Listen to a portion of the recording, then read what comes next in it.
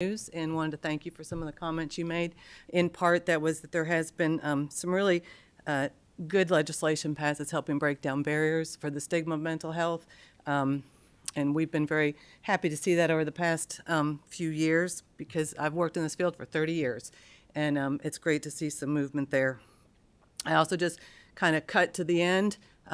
We are looking at, we have submitted a request to SAMHSA to see the potential for changing the scope of work on our grant. I know that was one of the key questions today, so I'll just jump to that. So assisted outpatient treatment, for those on the committee who may not know, is the practice of providing community-based mental health treatment under a civil court commitment, and it's really about motivating an individual who struggles to go to treatment voluntarily, to really adhere and engage fully in their treatment, and helping the treatment providers focus on keeping that person engaged. So an AOT program is an organized, systematic effort within the behavioral system to make sure that AOT is available to those who need it. And this slide, I'm not going to go through all of this, but you'll notice the source is the Treatment Advocacy Center, as was the last center. The Treatment Advocacy Center is well known as experts in AOT. They are our technical advisor for our federal grant, and we interface with them at least a couple of times every month. And so some of the key points here, AOT is really for those who are persistently non-adherent. It's a way to make sure there's lines of communication between the court and the treatment team to make adjustments as needed, to make sure we're providing evidence-based treatment. I think you'll hear the term black robe effect, and for some people, that black robe effect is they don't want to go before the judge, right? They don't want to get in trouble. For other people, it's the ability to go before a person of power or an authority to be commended for the good work they're doing and being adhered in the progress they're making, and that somebody's proud of them. So the black robe effect really can work both ways. This is another slide. I'm not going to go through in a lot of detail on this slide, but I have several slides to follow that will go in more detail. Something that's not on this slide is actually just to make sure the committee knows that court-ordered community-based outpatient treatment has been part of KRS 202A since 1982, and it was last amended in 1994. That it has always allowed for the discharge from the state hospital of somebody who's on a 60-day commitment to go to an agreed court order for outpatient treatment. It is used to some degree in all of our state hospitals. It kind of varies from region to region and over time. We used it a lot when I was at ARH in the eastern part of the state. Right now, Central State Hospital uses it more than anybody else. Last quarter alone, they had 47 people on an agreed order in addition to those that were discharged under Tim's Law. So just a little bit about AOT here in Kentucky. The first dollars that came to Kentucky to implement AOT were actually predated the passage of Tim's Law, and that was in 2016. And that was, again, in the eastern part of the state. Mountain Comprehensive Care Center got a pretty significant grant. Unfortunately, they were unable to garner the support of the local judges in the courts, perhaps because there wasn't any kind of law in the book. So it really looked more like a mental health court. But my medical director, Dr. Brenzel, and I did spend some time down there trying to educate the local courts about how this could work and what it could look like. Unfortunately, it rather fell short. Tim's Law was passed in 2017, as you know, and which provides for involuntary outpatient treatment. That implementation was contingent on funding, and there was no funding at that time in 2017. However, the Department for Behavioral Health did sponsor, with some of our general fund dollars, a team to go to Detroit to a national AOT conference, and we had representatives from community mental health centers, the National Alliance for Mental Illness, or NAMI, as some of you know it, the Department for Public Advocacy, and one of the judges who is very involved and continues to be, Judge Stephanie Burke, who I believe is with us here today. The first official order for AOT was generated in Jefferson County in 2019. There was no funding that time, and so it was kind of the standalone order until we were able to get funding, which we did in 2020. The Department of Behavioral Health applied for and was awarded a competitive SAMHSA grant for $4 million approximately $1 million a year for 4 years. The services were not initiated into December of 2020. As you know, we were in the middle of a pandemic. A lot of things were shut down. It was difficult to do a lot of face-to-face and some of the training and things we needed. So there was a pretty significant delay in getting that up and running. The grant projected we would serve 192 people over 4 years across 2 regions, and that is the Central State Hospital region, which I'll have a map in a bit, and then the Western State Hospital region, which again will be on a map. One of the big things the grant did was it allowed us to have some dedicated staff at DBID, at our department, as well as in the community mental health centers. So this again was 2 phases. Central State Hospital region has been ongoing since, as I said, December of 2020, and we are just now kicking off in the Western Hospital region. Excuse me. Okay. So the pilot objectives are, very common with any AOT program. So first and foremost, the objective is to improve outcomes for people with serious mental illness. Again, I've worked in this field for 30 years. There's just some people with serious and persistent mental illness who need a whole lot of support to be successful in the community. Second is to demonstrate cost savings. The goal is to keep people from cycling in and out of hospitals and to keep them from cycling in and out of jail, and to have them be able to sustain in the community.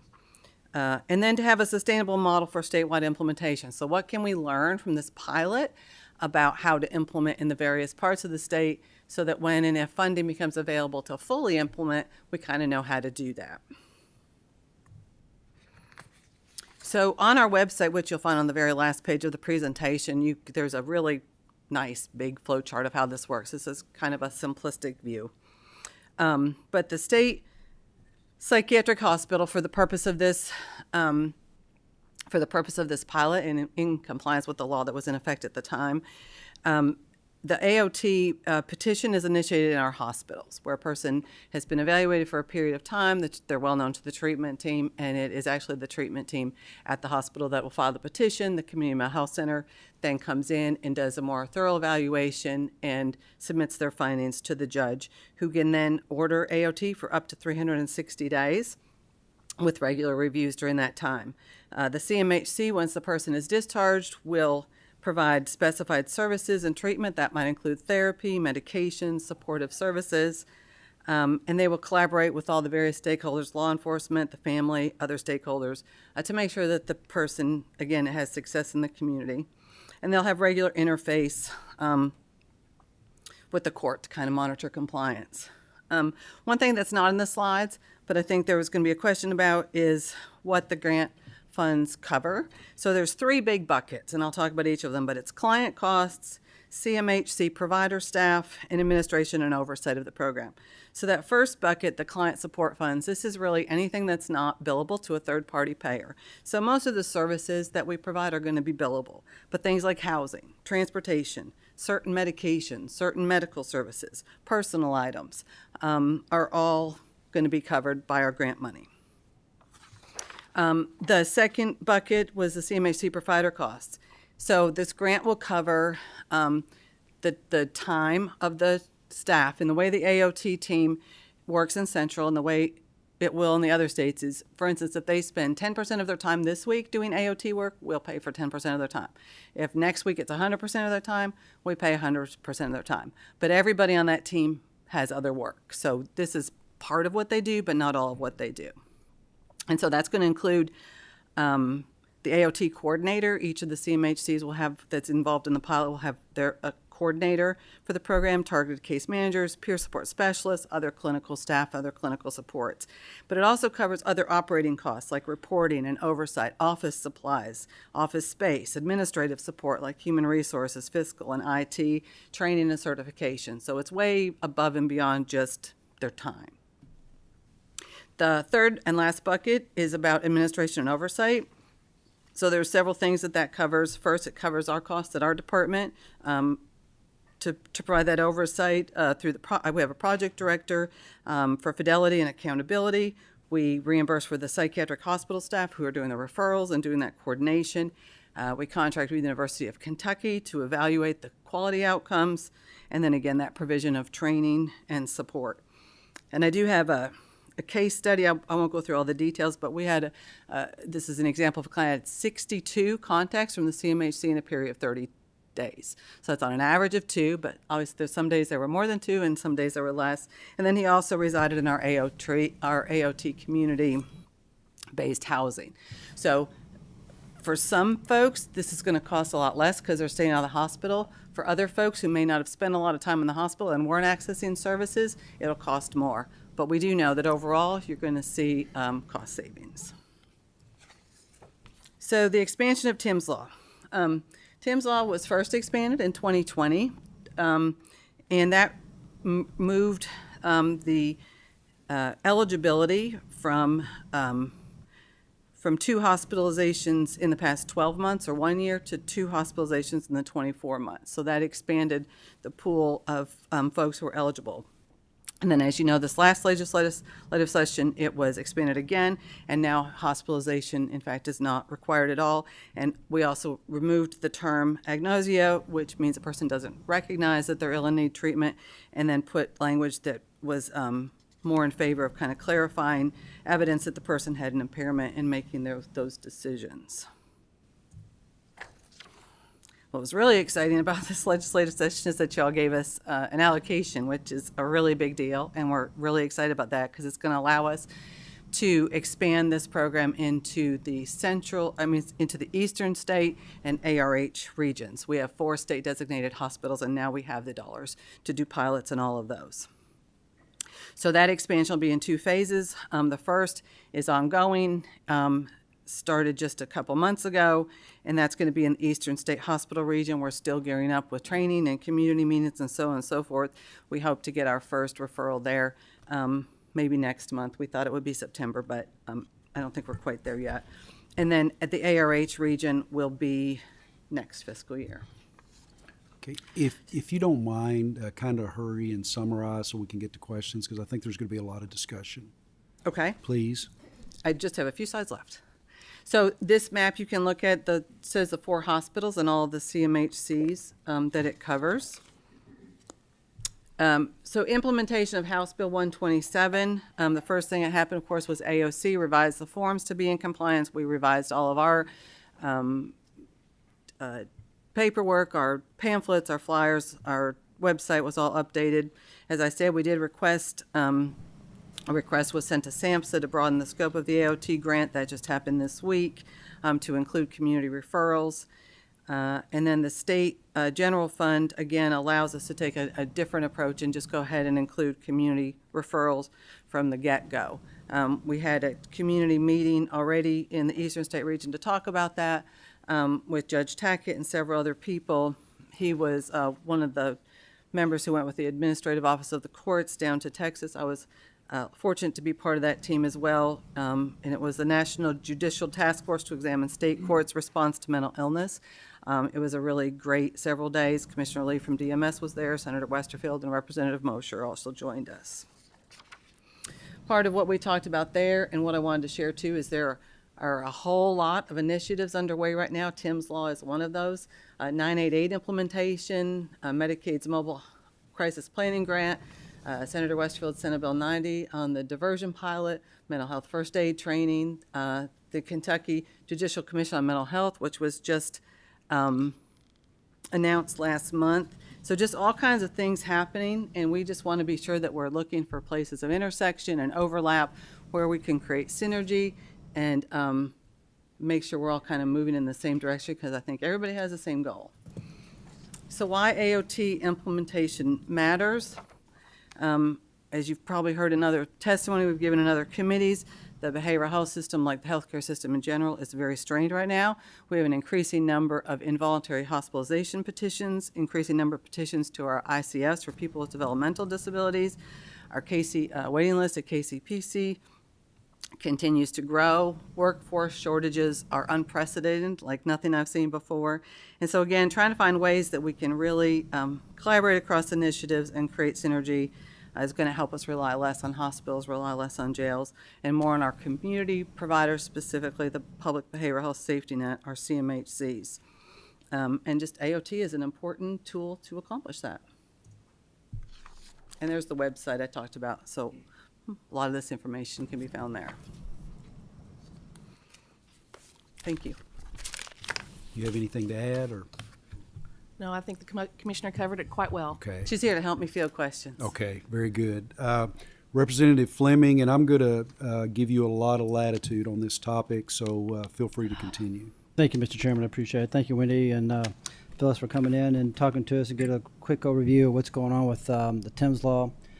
As you know, this has been very very important push to help those severe mental health folks to get them back into society, keep them out of jail, keep them out of hospital, and making sure that they are productive citizens in this community, because they are valued and they are loved ones. I want to talk to you about a couple of things. One, which you probably are familiar with, and I say this to sort of set things up, which is a concern of mine, a very serious concern of mine, is that there's a court case, as you probably know, a whistleblower case that you basically said back in May of last year, or you indicated based on this, is that you set up the mission to thwart any and all efforts to enforce and carry out this law and its mission. Second of all, there was a delay in the application to SAMHSA, and everything was pushed through the last 2 days before it was due. Third, there's been very little discussions and communications to the judges, even though you mentioned that there might have been some effort recently about that, but it's been a couple years in the making in terms of that communication. And then last year, this year's a July email that basically says that we don't have any money and we're not going to do this. We're not going to push this and so forth. So could you explain your mentality, your approach in supporting Thames Law? Sure. I know Faye Morton very well. I was involved with NAMI Kentucky for many years before I came to the cabinet. I actually served as the president of NAMI Kentucky for several years and was close with the Gunnings and Faye Morton when this all first started, talking about Thames Law, long before it kind of got to the point where we're actually working on legislation. I was part of the group that helped draft the original legislation, and I think we've done a really good job of implementing it, giving some of the funding constraints that we've had. As far as the whistleblower that you're talking about, that had nothing to do with Thames Law whatsoever, despite what the employee who was terminated might profess or share, or what she may or may not have said during a disposition. And I don't really have any further comment about that. We do interact with the judges. I mean, Judge Burke is part of our standing state committee. We're adding some other judges, and they've been to our training, right? We've got, taking some folks actually to Texas. Do you want to talk about that? Sure. Part of the grant allows for us to send members of the AOT teams that are participating in the grant to Texas, to the National Aot Symposium, which highlights best practices and what's currently being used across the nation around AOT. We are sending about 18 people among all of the providers that we are working with. That's what we had available to send. So every single region that is participating in this grant at this point is sending a representative to the conference, and we will be following up on that conference material with a 2-day meeting in November to share this information and kind of get some of the newer participants up to speed and understand some of the tips and things that people have experienced. So we are sending lots of folks and trying to incorporate as much as we can in terms of additional information and technical support. How many people have gone through the program right now? How many clients have we served? Mm-hmm. I think our unique individual count is 46, and then 5 of those folks have cycled through twice, so 51 episodes, which is about 82% of what we projected. 82% rejected. Okay, well, I had 56, and I had around 20 people do that, either graduated or their court order expired, one person passed away, and the remaining people were active. So a little different number there.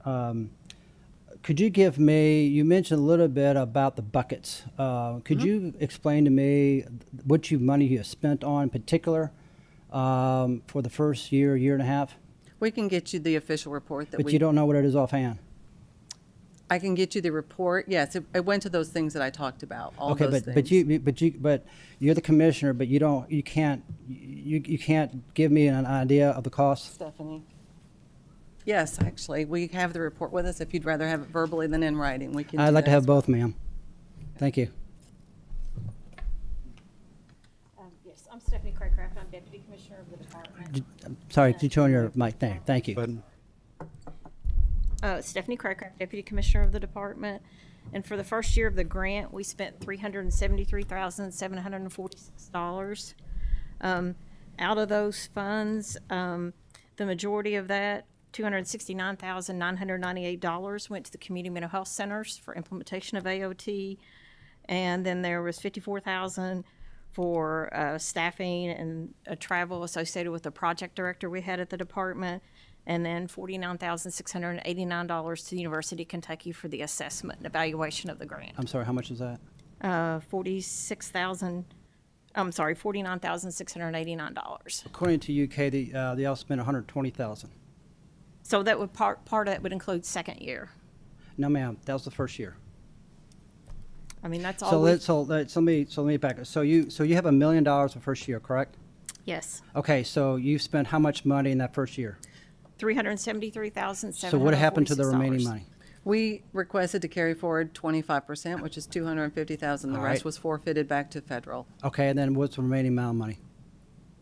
Right now, in this fiscal year, we're working with $1,250,000. What did you do with the money from the first year? Almost close to 400,000 went back to the federal government. 250,000. Why did it go back to the federal government? Because we have a lot of people going through the system that are very, very much of a dire need. Because that money was supposed to go and to serve a lot of need in Jefferson County. And Yeah. now y'all are trying to expand this to Western Kentucky, and I understand recently looking at Eastern Kentucky. That's right. So I'm a little confused on how you're spending your money. Sure. So the SAMHSA grant was written to serve the Central State region in years 1 and 2 and expand to the Western State region in years 3 and 4. We're in year 3. So we are expanding to Western State. Year 1 got off to a very late start. As I said, we didn't implement till December of 2020. So naturally, we were not able to spend $1 million, the full amount. We spent about $370,000+. There's a process with SAMHSA to carry money forward. At that time, the law had not been expanded, so we asked to carry forward 25%, which requires checking a box. In order to request all of it carry forward is a little bit more arduous, and there's a 6 to 9 month waiting period to get the ask. At that time, again, we were serving close to what we anticipated given the condensed time frame. So we carried forward 250, and what we asked to do with that money was to expand to 2 other regions in Western State. So instead of only 2, Western State Hospital serves 4 CMHCs.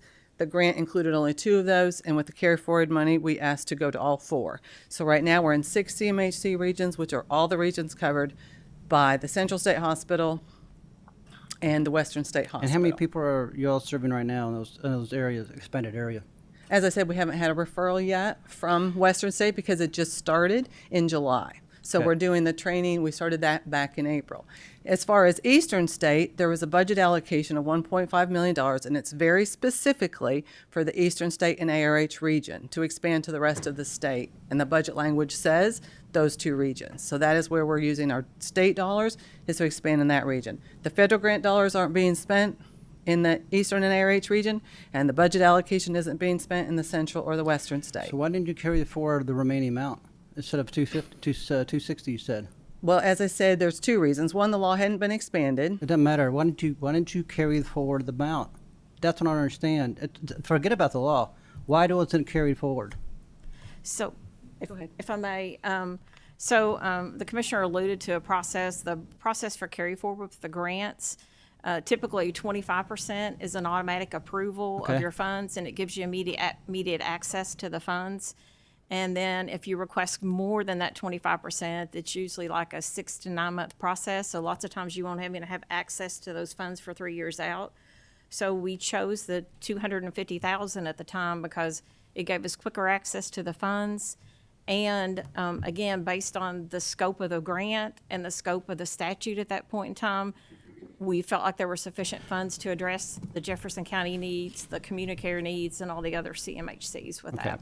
All right. Well, I respectfully disagree that there's a significant need, and also I'm curious why, when did y'all expand, or where did y'all make that request to change those parameters? Did y'all recognize it very early on, or did y'all delay? Because you did is like 6 to 9 months in order to get that approved. The carry forward money, Yeah. when we asked to carry that money forward, we said we wanted to do it to expand it to additional areas. Okay, and that was done immediately, or is that delayed? Are you My point is there's a lack of effort in communications in order to with the judges, with SAMHSA and so forth. And then we've got people out there that need this help. And I feel that we're not having enough efforts to provide services to those individuals because of being delayed. You might have other tasks going on. I understand all that.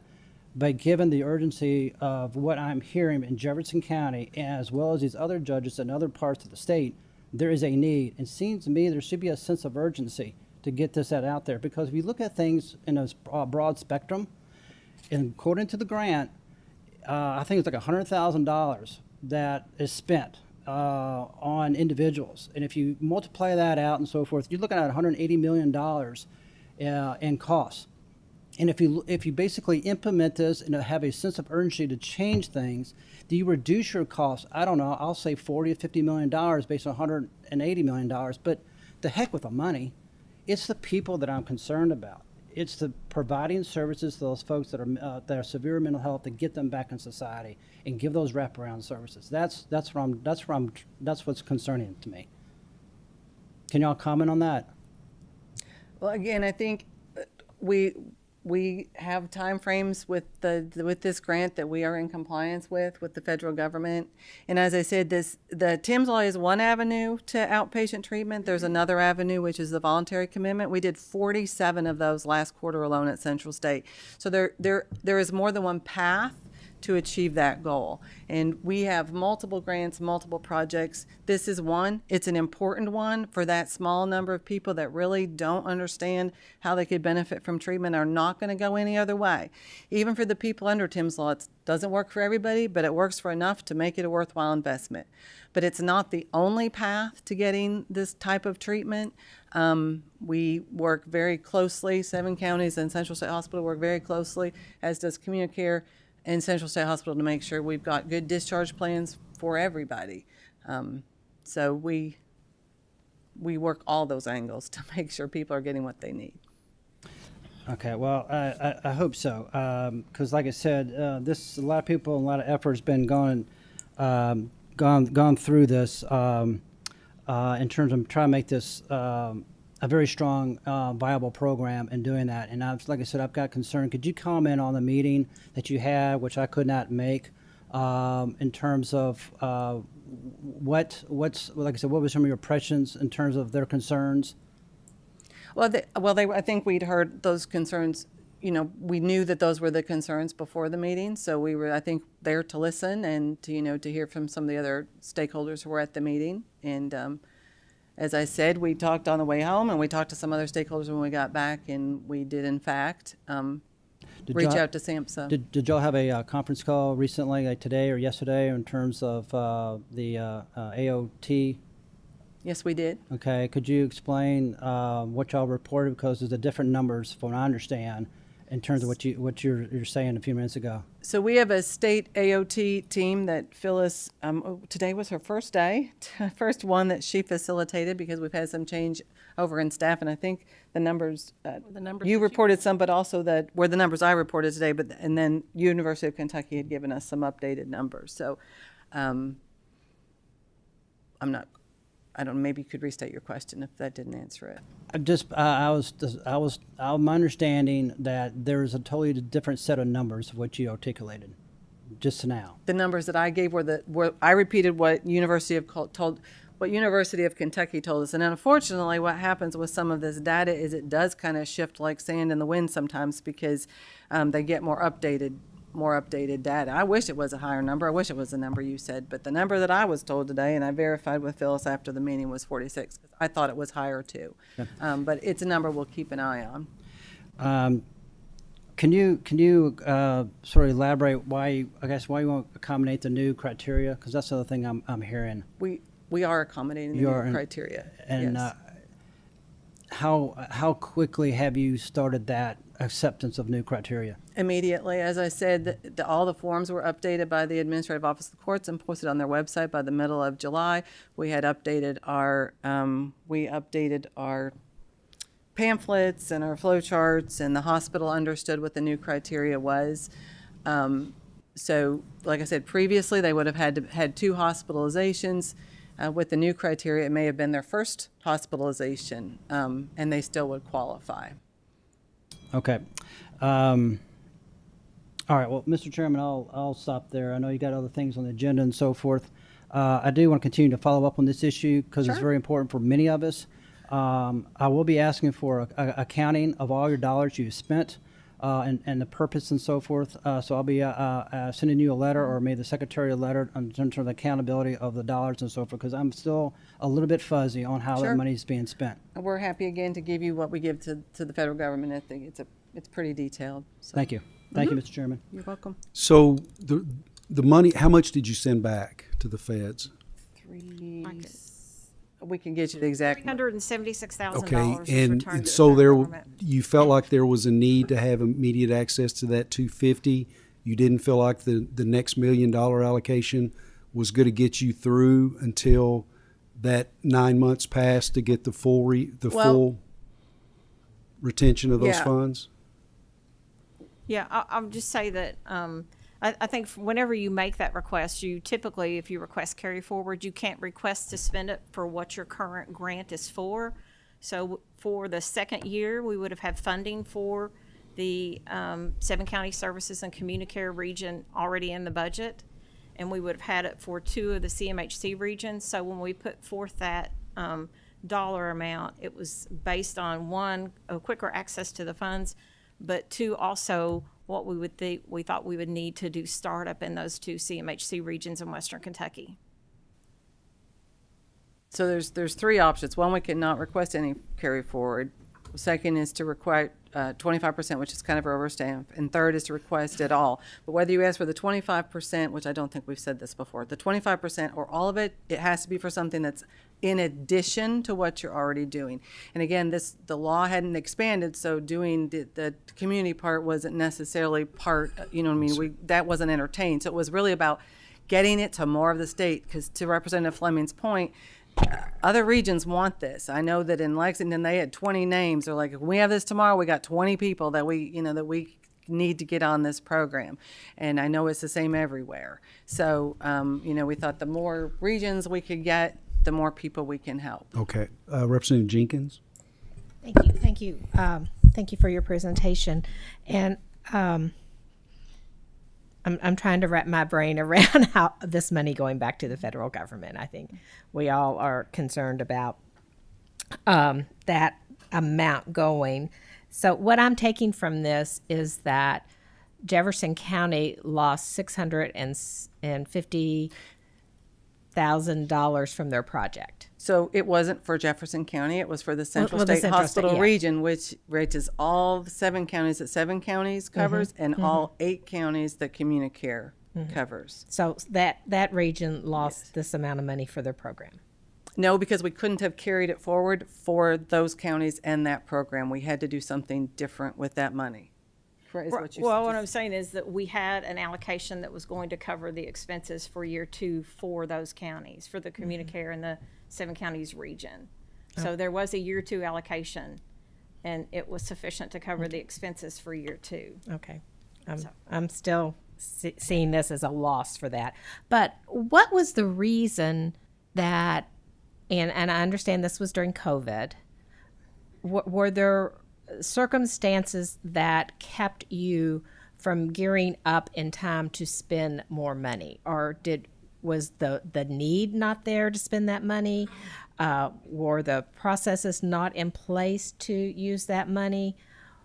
We brought our Aot coordinator in at the cabinet in August, so 1 month after, right, the allocation. So it really, from what I understand, it really had a lot to do with COVID. That was still kind of new at the time. It impacted our facilities dramatically. We were still trying to figure out how to see patients because we had doctors who didn't want to come into the hospital and just use telehealth. We were trying to do court proceedings by telehealth. It had a huge impact on our outpatient world because people weren't coming into offices. There was just a lot we were trying to work through. And as I said, we have a number of other grants and a number of other projects. So we did have dedicated staff, Tanya Dickinson, who, as I said, she left the position, and she still helps out part-time, but in April of this past year, Phyllis now does it in addition to all of her regular full-time duties. But yeah, there were some, and that happens sometimes. We don't always get things started as quickly as we might like. Were there any problems on the community side to getting this up and going? Or was it all the cabinet? I don't know that I can speak to that, but I know that, they had to get an AOT person hired, and they had to have staff. No, I don't know offhand if they, I'm guessing they use staff they already have, because that's what usually happens when we have new programs. There Do were you know? some staff that took over some of the positions, some of the percentage of the time, but they all did have issues hiring. Workforce capacity is across the state, so there was a lag in trying to get positions filled and hired. So all of those things sort of kind of got a energy behind it, which caused an overall lag of getting the program up and running. Well, thank you. I am still very concerned that there were resources that were dedicated for Central, which includes Jefferson, that were not able to be used. I want all of the state to get mental health services. I want to see this program throughout the state. But I am concerned about why we had to send that amount of money back to the federal government. I love federal money, and I would, I love spending New York and California money. So I will be reading the reports and trying to get this straight in my mind. But thank you for your presentation. I would ask that you all submit to the committee something in writing explaining in detail about this, and also reference the policy that led to your decisions on why you did what you did, and that way we can study a little bit closer. We're running out of time right now. We're going to take one more question. Co-Chair Nemes. Thank you, Mr. Chairman. Wanted to note that first of all, appreciate what you guys do. I know you care about this issue. You've devoted your professional lives to it, at least the last number of years. Like Representative Jenkins and Representative Fleming, it's extremely concerning that it feels like we were singled out in the Louisville area, not just Louisville, but that's about a fourth of our state. We sent $650,000 back, and we didn't send $650,000 back. No, we carried forward 250 of that. Okay, so we sent back 370. So we sent $370,000 back to the federal government, right? Right. Okay, at a time when obviously our mental health issues due to COVID and all the things surrounding that are through the roof. We've got our opioid numbers have been going up and up every year, and the last year they were higher than they ever were. And it seems like, I guess I'll say it like this before I say something I don't have full backing on. There's a lot of outstanding questions, Mr. Chairman. We did not put the witnesses under oath. I'd like to submit questions to them that they would respond, and we would get it. I would like to ask you guys to get it sworn, so we can get some of these, because when I talk to my judges, some of the things that you've said, they say is not true, and so I'd like to get, I'd like to send you some questions on the record, and have you respond. Would there be any problem with that you, as you see it? No, I don't think that's my decision, but yeah, I would. Okay, and are you guys taking any referrals from jails? We talked about hospitals. I don't think we talked about jails. For this program, no, we have made a request just this week to SAMHSA to broaden the scope. And then again, there are limitations of what we can and can't do with those federal dollars. We have to stay within the scope of the grant. And the grant was specific to referrals from our state hospitals. Thank you. In 2 specific regions. Thank you. And I have follow-up questions in writing. Thank you, Mr. Chairman. Okay, and it may be that we ask you ladies to come back closer. Okay, thank you for being here today, and thank you for the testimony. And we are going to need to move forward. I would ask Secretary Weathers and Commissioner Bailey to please come forward. this discussion, and we're going to try to keep this to 30 minutes. This will be related to teleworking and the plans to get folks back in the office, what the rules are. So just a general overview of how all of this has been handled. It's my understanding that the Personnel Cabinet makes these decisions for each cabinet, and I didn't really know that till I started asking some questions. So, and I have a few questions. I personally have had some struggles getting through to various entities, waiting at least a week to hear from OIG's office, 2 weeks to get something on a criminal background check, and very frustrating. And I have heard comments from other providers throughout the state and just difficulty from a customer service perspective getting in touch with someone. So that's what the initiated the request for you all to be here. And I think the idea is to just understand the process that we've been through, why the decisions were made, and how much latitude each cabinet has within what the Personnel Cabinet grants. So thank you both for being here. Please introduce yourselves for the record, and you have the floor. My name is Jarena Weathers, Secretary of the Personnel Cabinet.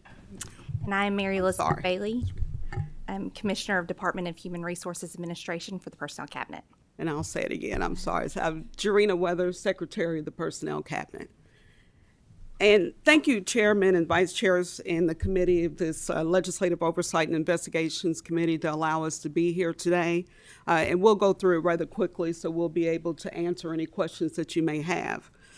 We also want to just share with you, as you had discussed, Chairman Carroll, that we're going to go over the general information, the current state of the telecommuting policy, then relative statistics and how that looks, and also identify and briefly discuss the flexible schedules that exist in our policy that will include those who may or may not telecommute or who have never telecommuted. So just a quick background. We're embarking on a new work environment. I'm sure that you're very, very aware of that. It just doesn't look, today in 2022, we do not look like we did 2 years ago or 3 years ago. And we want to make sure that we move forward with a very strategic balance. We're not saying that it was perfect at the beginning, especially of what we went through and what was happening 2 years ago. But we're the same as we were before, is to try to serve the citizens as much as we can here in the Commonwealth. And we recognize the needs, but we still have to recognize the needs of state employees of this evolving work culture. So although the telecommuting policies, representatives of the committees have always been here, we had to go back in to see what it looks like today. How do we move forward? And for the first time in history, we have 5 different generations that are now in the workplace. It's the first time that we've ever seen that. But with that workforce, we have the millennials, we've got Gen Ys, and we also have still in our, thank goodness, we still have in our workforce those who are turning 65 years old every day for the next several years. That's our workforce that are here, but we still have to look at the millennials who are going to take up 75% of the workforce in 2030. And then there's many of us that have been here for 10, 15, 20 years. And we're trying to make that balance to make sure that we continue to serve them and retain our top talent in state government who are still with us today. And we're also having the opportunity we have to promote and train new people that are coming in. So people have to be in the buildings to be able to do that. We have to promote camaraderie. We still have to be competitive in the workforce. I will take this opportunity to personally thank you, and then thank you in my position for the increase that we received for our state employees. Is something that was well received, and it also has it part of why we're looking at what we're looking at today. So we need options. We need flexibility and opportunities to work inside this new work environment and still serve the citizens. So we're going to kind of go through all of that as we work through these statistics. So the executive branch and 18A agencies, as many of you all know, we do have work options. We've always had work options. Everyone did not have to be in the building. We were in the building 5 days a week, but how that looked, the hours that they worked, how many things they work during the week look different, and it has always been this way. So here are some of our options. We've got full-time, of course, in the executive branches in the buildings and office. Many of us have been full-time for a while now. Then you have our partial telecommuting, and that's when an employee has somewhat of a hybrid, where we both work in the executive branch building office, and then we have a remote workstation that is at home. I'm sorry. The mic. Oh, I did it again. I apologize. We have that partial telecommuting where employees will work both in the executive branch in the buildings and also have a remote workstation at home. What we will get into detail, though, is that, well, what does that look like? How do we hold ourselves accountable if we're not actually physically in the buildings? And so we'll go through that as well. Then we have our full-time telecommuting where employees will, some of us are working 100% of the time from the remote workstation. So we'll go on to the next one. Thank you. And then we'll go ahead and start breaking down exactly what I'm sure you all are very interested in, and that's what does this really look like as far as employees being in the state offices, in the buildings, versus them being in remote, and how does it look like with hybrid?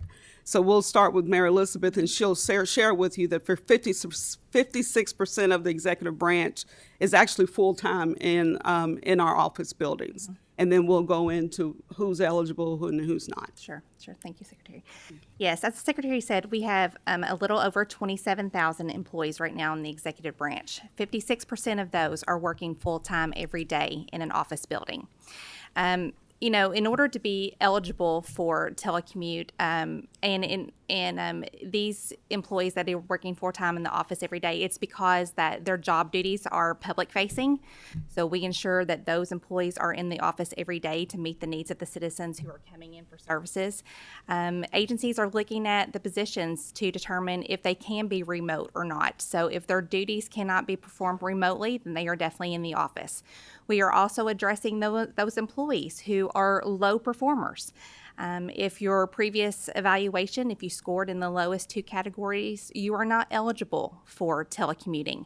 In fact, in addition to that, we have employees that are eligible right now for telecommuting, but during the time period, if you are put on a performance improvement plan, if we see that you are not performing your job duties, we will bring you back to the office full time. Employees and citizens need to remember, that telecommuting is not a right. It is a benefit. That is something that, needs to be remembered. Telecommuting and agencies determine the positions that are eligible for telecommuting. The Personnel Cabinet does set the telecommuting policy for the executive branch. But as far as the determination of eligibility, that is determined on each individual position by the agency's appointing authority. That is not determined by the Personnel Cabinet.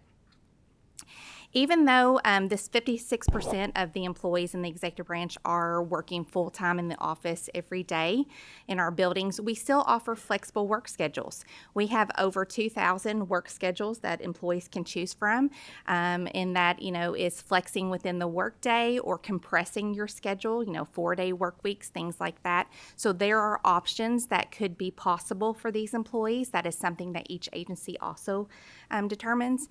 The types of jobs that we have that are coming in 5 days a week, or into a building every single day, is healthcare, our security, our youth workers, our correctional officers, jobs like that, employees in our highways, our technicians, maintenance, our maintenance employees, our inspectors that are out in the field. They're out every day, dealing with the public and meeting those needs.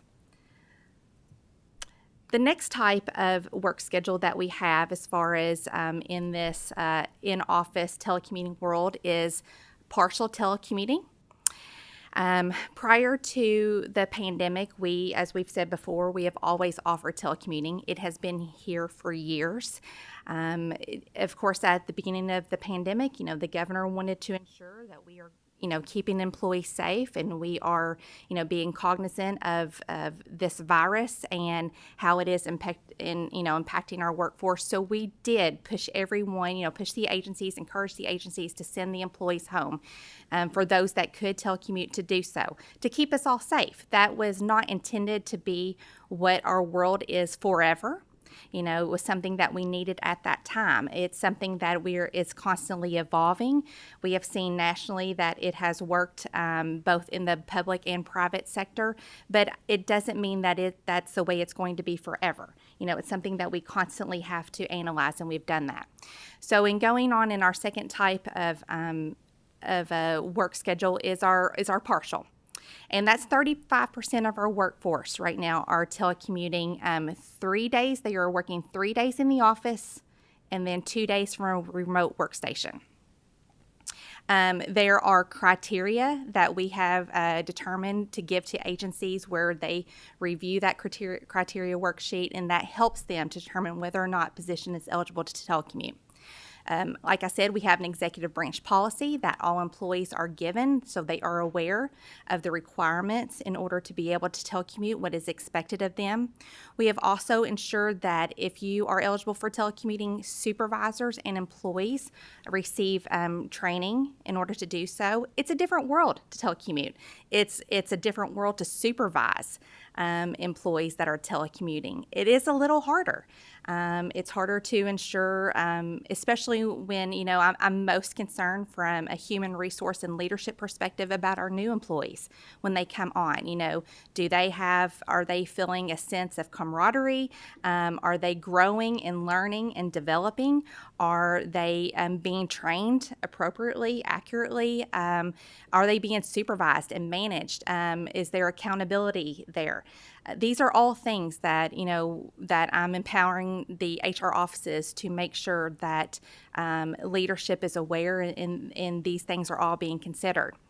There are terms and conditions agreement, so all employees have received all of these things to ensure they are aware of it and are following these things. There's a safety checklist. Safety is very important in the office and at home because, you know, it's a work site that we aren't there to see every single day. So we want to ensure that employees, if you are working from an alternate work location, that you are following our safety requirements.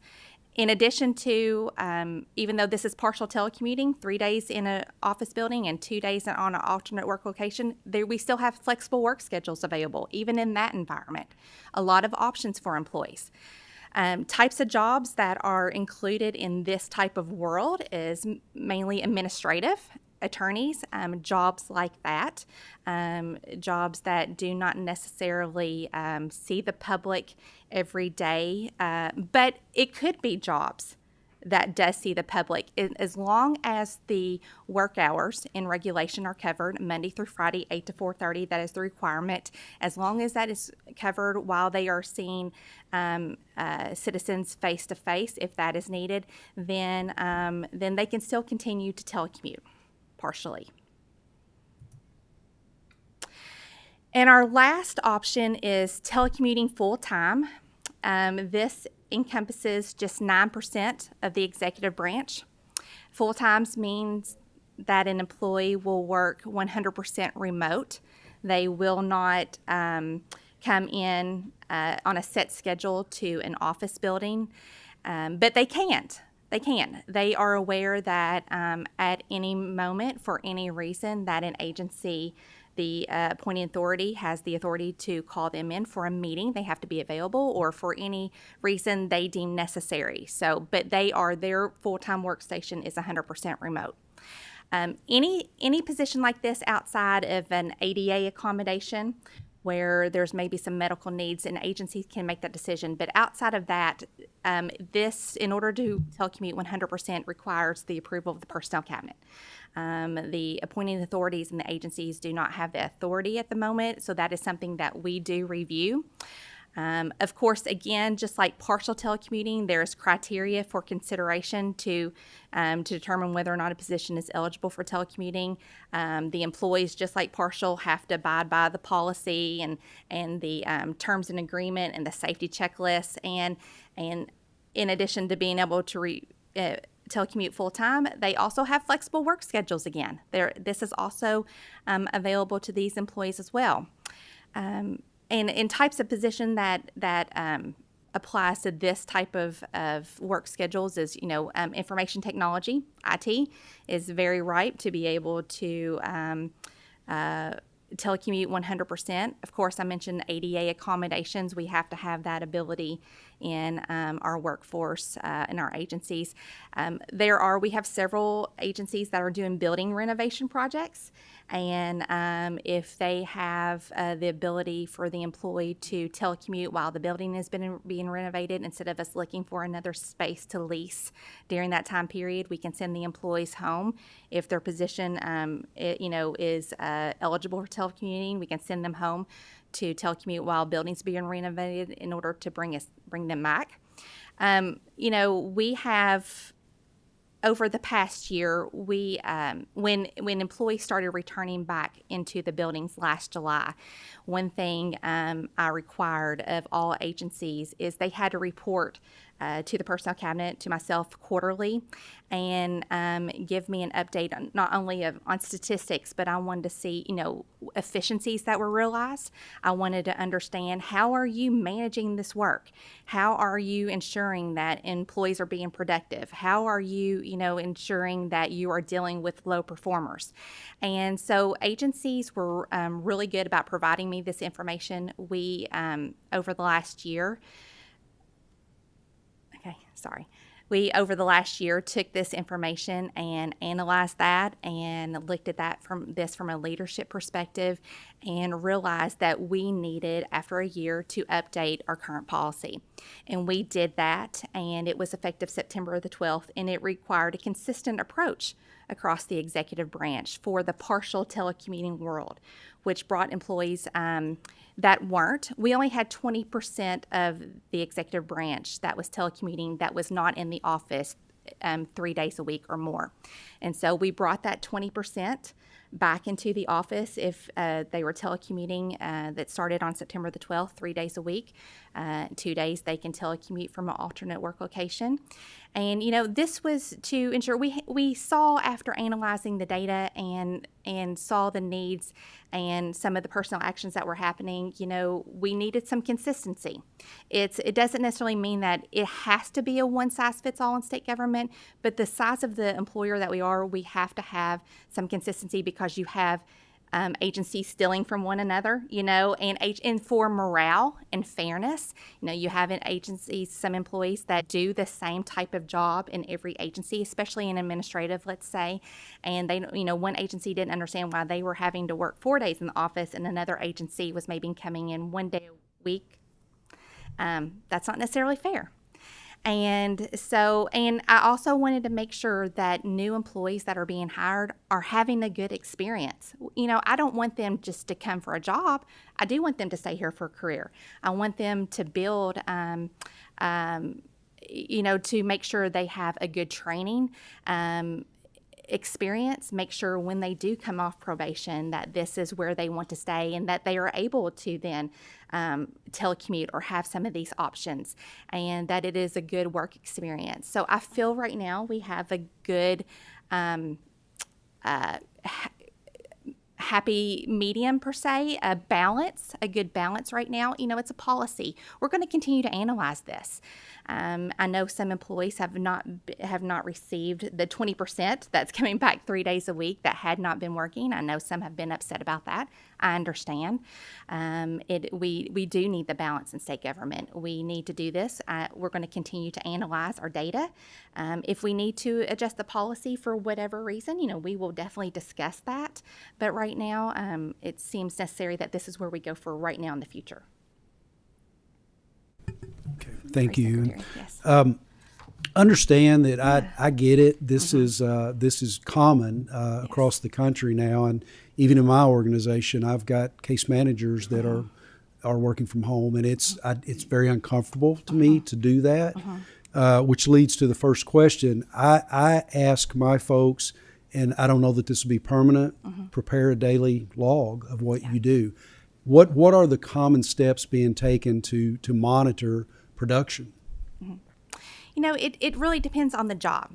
The requirement is that every agency is ensuring that leadership is is monitoring and managing that workload. You know, some of our jobs are very much IT driven. So they can audit reports, and they can audit our phone system that we use. The majority of agencies can audit drop calls and the volume of calls going in, and if they're not answering, and how long they're on a call, things like that. So that can definitely address productivity there. And I know a lot of agencies are using that. Agencies have status reports and staff meetings and things. So we are ensuring that those measures are in place in each agency. It just works a little different based upon the cabinet and the type of job.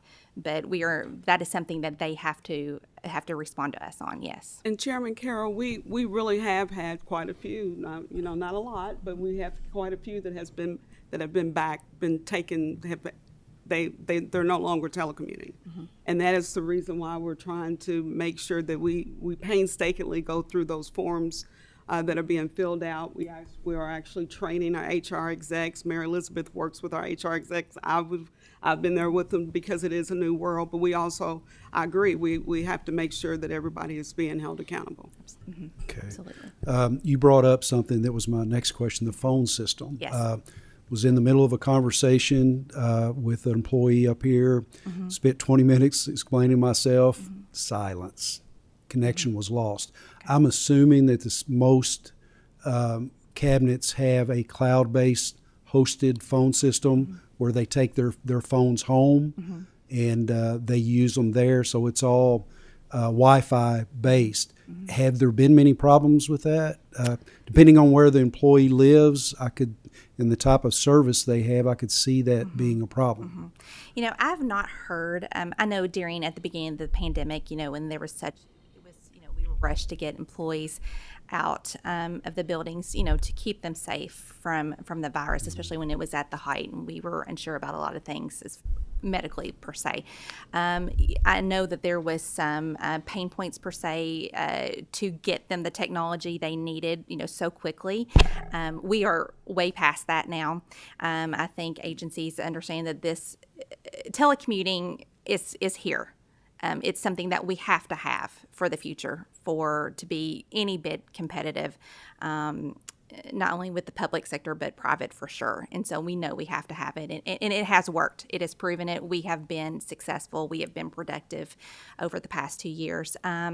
So to your point, I'm not aware of any technology issues. Obviously, I'm not the cabinet for that, but I've not heard from the Commonwealth Office of Technology any cabinets that are having, any type of significant issues or something that they have not been able to deliver.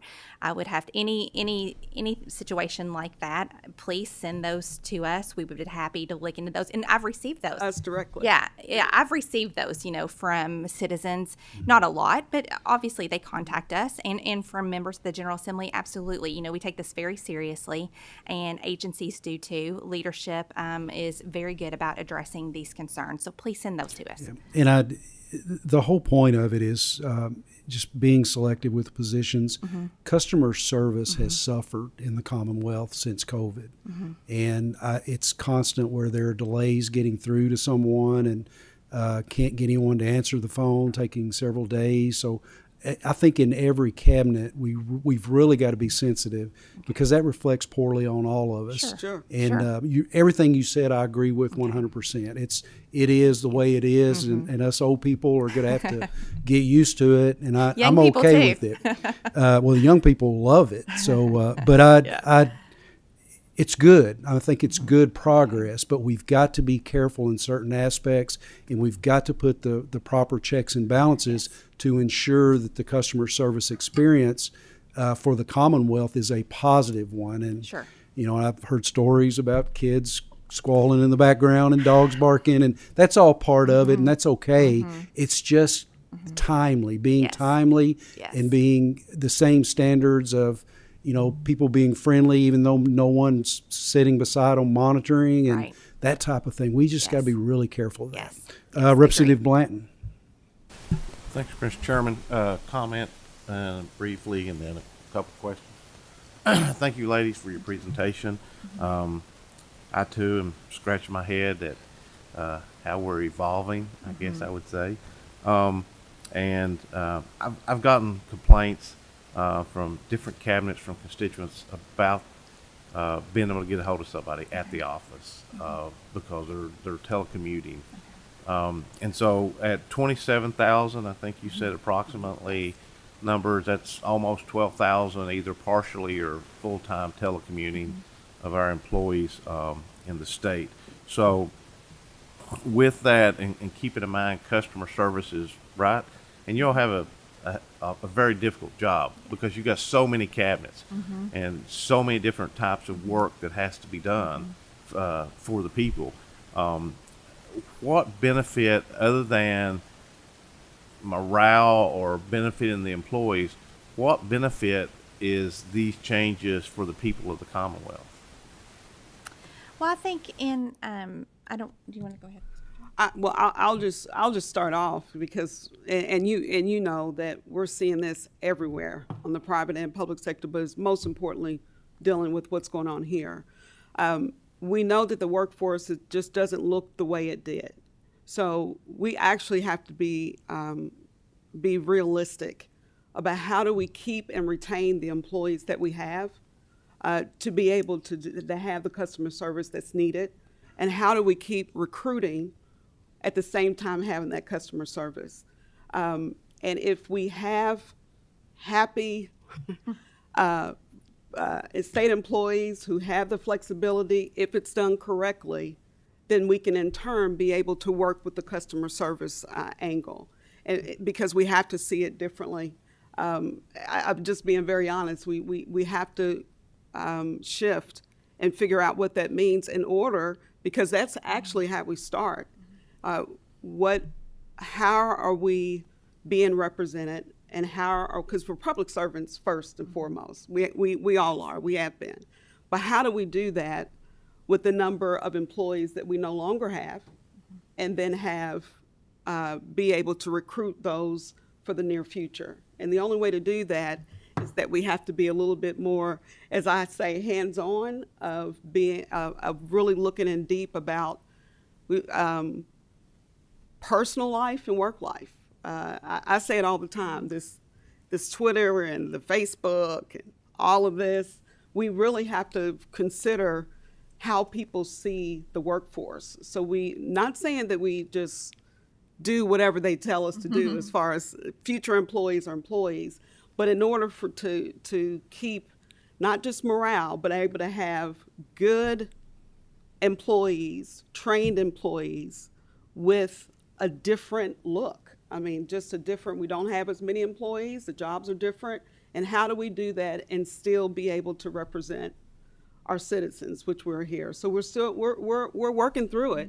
It's definitely a balance, but that is what we're trying to do. And with customer service, that is what they will get. What we don't want is a continuum of a phone call and they never get anybody, because we may not have anybody in the position, to be honest with you. And we want to make sure that we can retain those that are state employees where their whole lives are different. We're all different now. I lost my nephew with COVID, 35 years old. Things are just different. And we are really, really working hard to make sure that we serve not just the citizens, but you, because we really are listening and trying to move forward, and we're not perfect. And I can't say it enough. We are very serious about getting any type of concerns or complaints, because believe it or not, before COVID. So some people might be in the office and they're not picking up the phone for whatever reason, or they're taking way too long to respond. So those issues we've had before, but we are trying to work through that process in 2022 and beyond. Thank you, and I'm not opposed, okay? Oh, As long as they're getting their job completed and they're being available for people when they need to be, however that looks, that's okay, My next question goes back to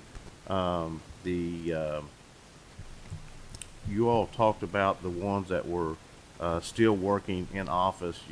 You talked about those that had the previous performance evaluations. Yes. So my question is this, because I've been out of as an employee now for 10 years. Yes. Do you all still do the same type of performance evaluations that we used to, where if you get a certain level score, you get so much comp time as reward for being a good employee. Is that still Yeah. an ongoing, is that still what we're doing? It is, and majority of that is in statute.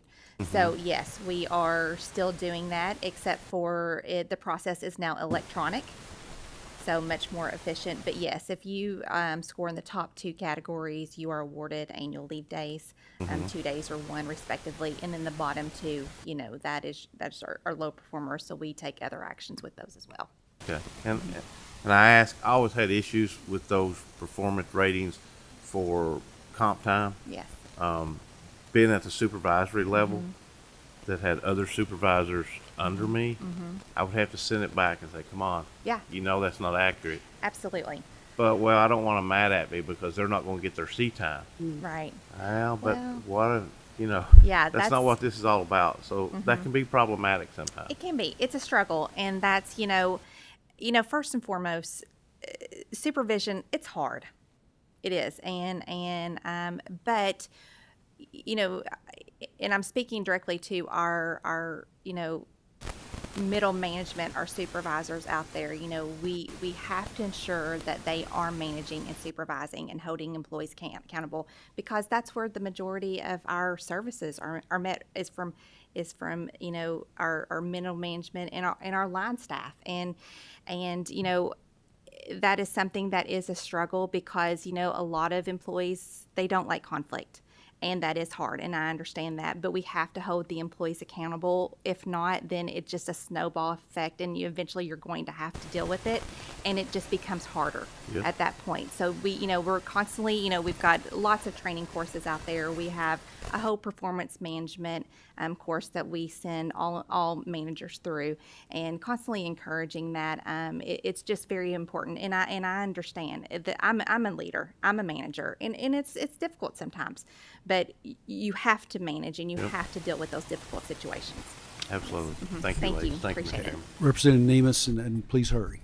Thank you, Mr. Chairman. I feel like I'm in court when I hear the fuzz. That's what you do when you approach the bench. Some of the jury can't hear the conversation. All right, I've got 2 nuts and bolts questions, but I want to say I used to run the AOC, and so I wish I had this option. And so long as you're supervising people appropriately, I think this is really good. I've been in courts. I was in court at my desk in Louisville, in Jefferson Circuit Court, Fayette Circuit Court, and Rowan Circuit Court within the same hour. So I think there are some benefits here, and we want out-of-state employees to come to Kentucky. We've got lots of water, lots of Absolutely. so forth. It's a great state. 2 nuts and bolts questions. Okay. I'm assuming this is going to harm Franklin County substantially and Frankfort substantially, because Frankfort has an occupational tax of 1.95%. Franklin has an occupational tax of 1%. I represent Jefferson, Oldham, and Shelby. I know Representative Graham has most of Frankfort, and so not necessarily exactly my concern, but we all care about Franklin County. How are we going to make sure that the occupational taxes go to Anderson County or wherever they're supposed to go when 40% of our employees are working elsewhere? Yeah, great question. In our telecommuting package, that is one of the forms that the employee and the manager fills out to the work schedule. So it's determined, and it has on there the work location as well. So it's like Monday, I'm going to be, Franklin County all day, or 20% of the time, or whatever the percentage is in that form, and then the rest of the week, accordingly, whatever county you're going to be working in or you work in, and the percentage of time, and then that form is given to HR, and that's updated so that the taxes are. And do we know the Franklin School Board and Frankfurt School Independent does not tax state property, so we already, I guess you could say, harm them in that way, that they can't get the taxes that they would otherwise get. So state government is harming them. Then do we know? I mean, this is going to be perhaps a 40% hit to at least the occupational tax coffers from state employees in Franklin and Frankfurt. That's pretty significant. So do we know how much this policy is going to take away from those 2 governmental entities? Actually, that was a concern at the beginning of the pandemic. Of course, I had some conversations with the city of Frankfurt specifically. They were concerned about their tax base when employees were sent home, because they're going to, obviously, we're not taxing for the city of Frankfurt, but as we've been bringing employees back, of course, that has increased over the quarters. I do monitor that. I'd be happy to provide you any information. Mr. Chairman, I'd like to ask for that, just the information at the end of this year, because I'm assuming I mean, that's going to be a big hit to two of our, one of our counties and one of our cities. And I don't know if Jet or any other city. But anyway, I'd just like to know the numbers. What Yeah. was the tax base in 19 and what is it going to be? Sure. What will it be in 22? Absolutely. Well, if we're bringing employees back, it's an increase. Well, it's an so- increase from 20, but it's not an increase from 19. It'll be a reduction.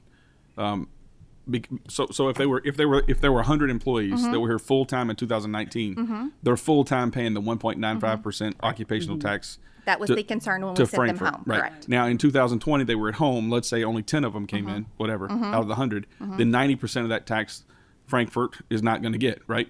But now if we bring 60 of those 100 back, because we're not bringing all 100 back from 2019, if we bring 60 of them back, they're getting a 40% hit.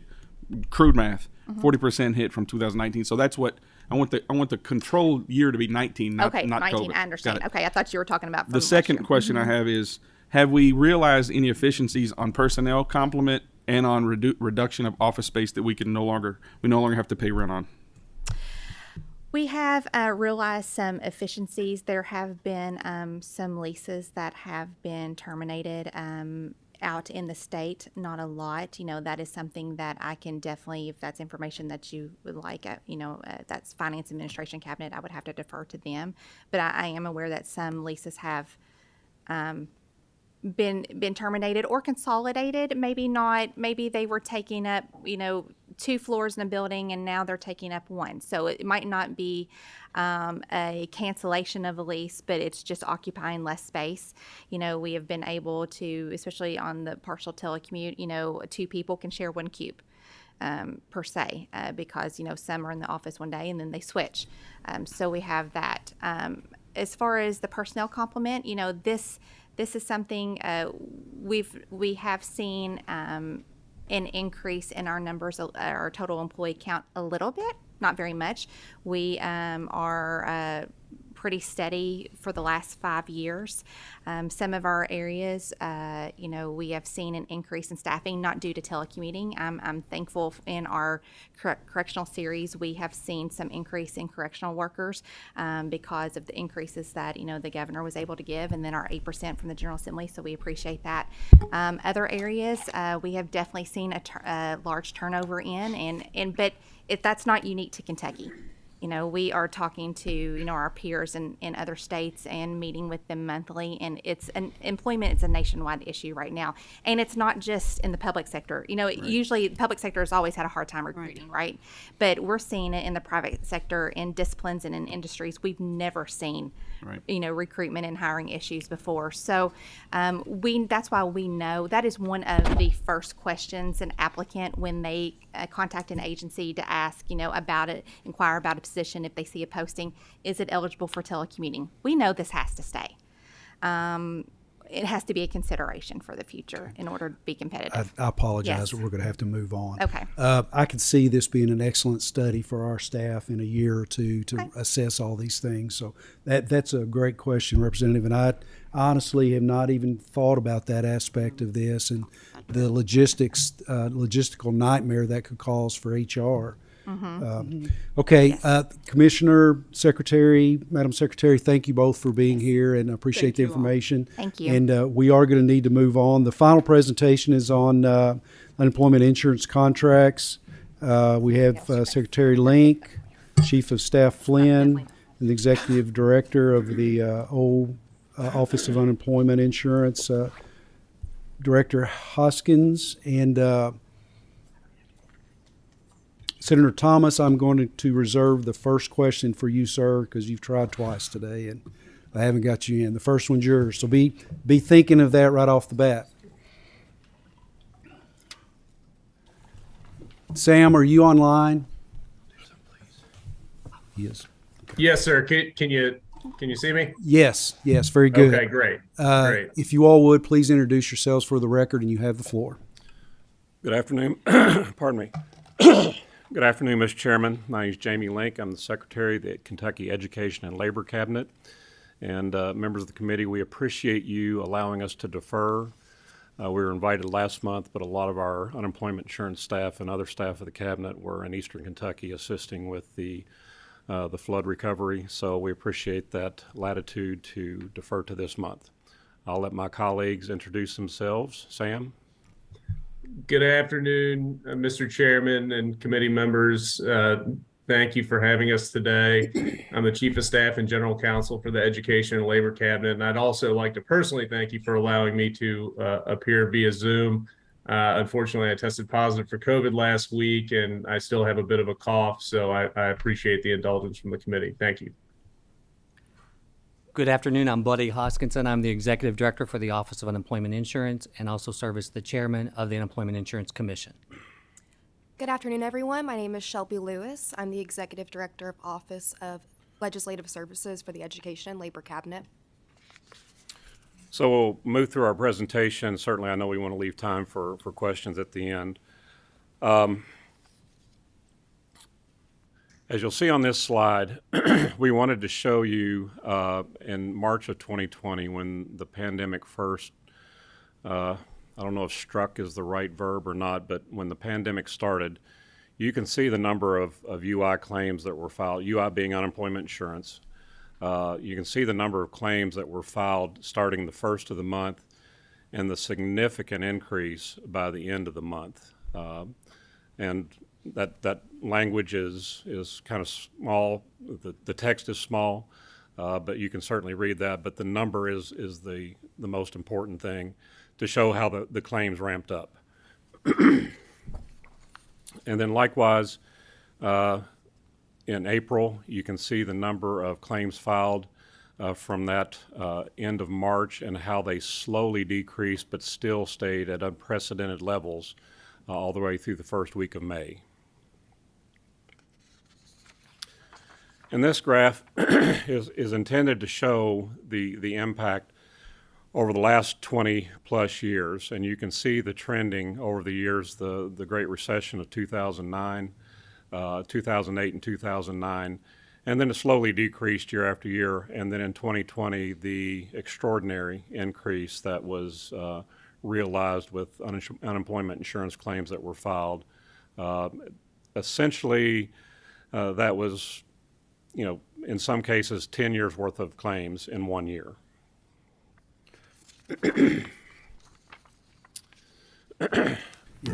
And with this claim unemployment insurance appointments, I'll defer to Buddy and let him explain this to the committee. So as you all remember, Excuse, and I'm apologize for doing this. I don't think we really need to spend a lot of time on numbers. Okay. If we could move on to on page 5, overall objectives in the contract. If we can just jump into the meat of the topic today. And again, I apologize. Nope, no, understand time's of the essence. Let me get there. Did I miss it? No. So obviously, when the pandemic struck, a lot of people were out of work and they needed assistance. So the objective of contracting with Ernst & Young was to get Kentuckians help. We had an incredible number of claims to be filed, and we needed to process those as quickly as possible and get help to the people that were impacted by the pandemic. And with Ernst & Young, we had a company that had national experience, if not global experience, and had worked in this area before. So that was why the decision was made to proceed with Ernst & Young. Obviously, we were asked to come discuss the payments, the process for which Ernst & Young how they were contracted and the payments that were approved. Also, what the goals were and how the Ernst & Young staff were utilized during that contract period.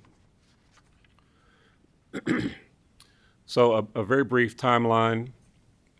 Sam, could you cover that for us, please? Happy to, Mr. Secretary. As you all can see, this is sort of a timeline of the relevant period leading up to the Ernst & Young contract, starting with sort of the necessity for the contract. So in 2017, the prior administration closed career centers to in-person OUI services and removed about 95 staff positions. Fast forward to the pandemic, obviously there was a declared state of emergency, a national disaster declaration. In response to that, Congress passed a bipartisan bill called the CARES Act, which you are all aware of, and President Trump signed it into law. That bill created, amongst many other things, 3 brand new federal programs for states to administer related to unemployment insurance. Obviously, as we've discussed before, there was a massive influx in unemployment insurance claims under those 3 new federal programs, and which we'll talk a little bit about later, which necessitated, obviously, a response. And that response included the Ernst & Young contracts, which we're going to discuss. And we've provided a short timeline here showing when these relevant events occurred. Somebody? All right. So just to kind of give you an understanding of, I think Sam mentioned before in 2017 with the closure, we also had hiring freezes, decrease of the personnel in it, in the cabinet or in our agency, in our office.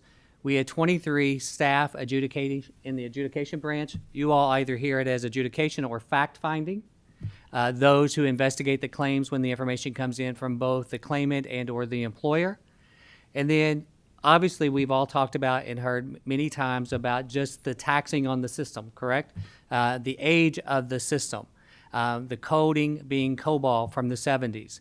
So the staff reduction of 2017 that you see there, the 95 employees, career development office employees or UI employees, all of that was taking out. We lost from the local offices, and UI was moved back into central office where we had a call center starting out with about 12, and then building that up over years, about 20 people being able to intake calls coming in. So I will also take the first part of this one, and then Sam will jump in at the bottom part. But part of the first part of the pandemic, as you will recall, we also did pop-up locations. We had them in Frankfort, Ashland, Owensboro, Louisville, Somerset, Hopkinsville, Covington, and Prestonsburg, just to name a few of those, where people could come and get assistance. Sam mentioned standing up new federal programs. Back on one of the previous slides that we were showing you about the surge of the increase, we had the CARES Act signed on March 28th. We didn't have federal guidance, and we talk about UPLs in your packet, unemployment insurance program letters. We didn't have guidance on those programs until 1 month later. We received that guidance on a weekend and was told to stand it up by the start of the week. Our week starts on Sunday, by the way, and just making up just so you would know the workload.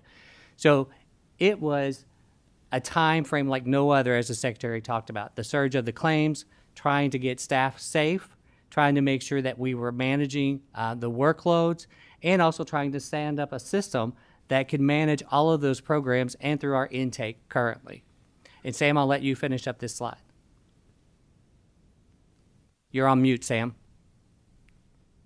I should have learned that by now.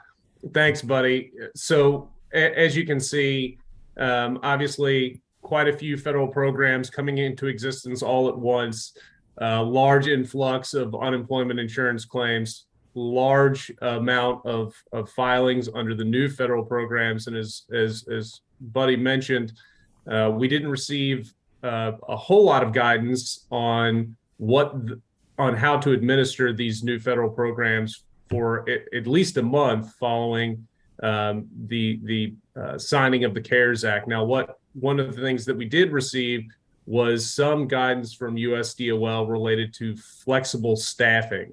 And essentially what that guidance provided, and we sent a letter in January to this committee that lays that out more fully. But essentially what it said is, go back, find folks that are trained to adjudicate UI claims or to take claims that are former employees, retirees, et cetera, hire them back as soon as possible so you can handle this influx of claims. And so that's essentially what we intended to do.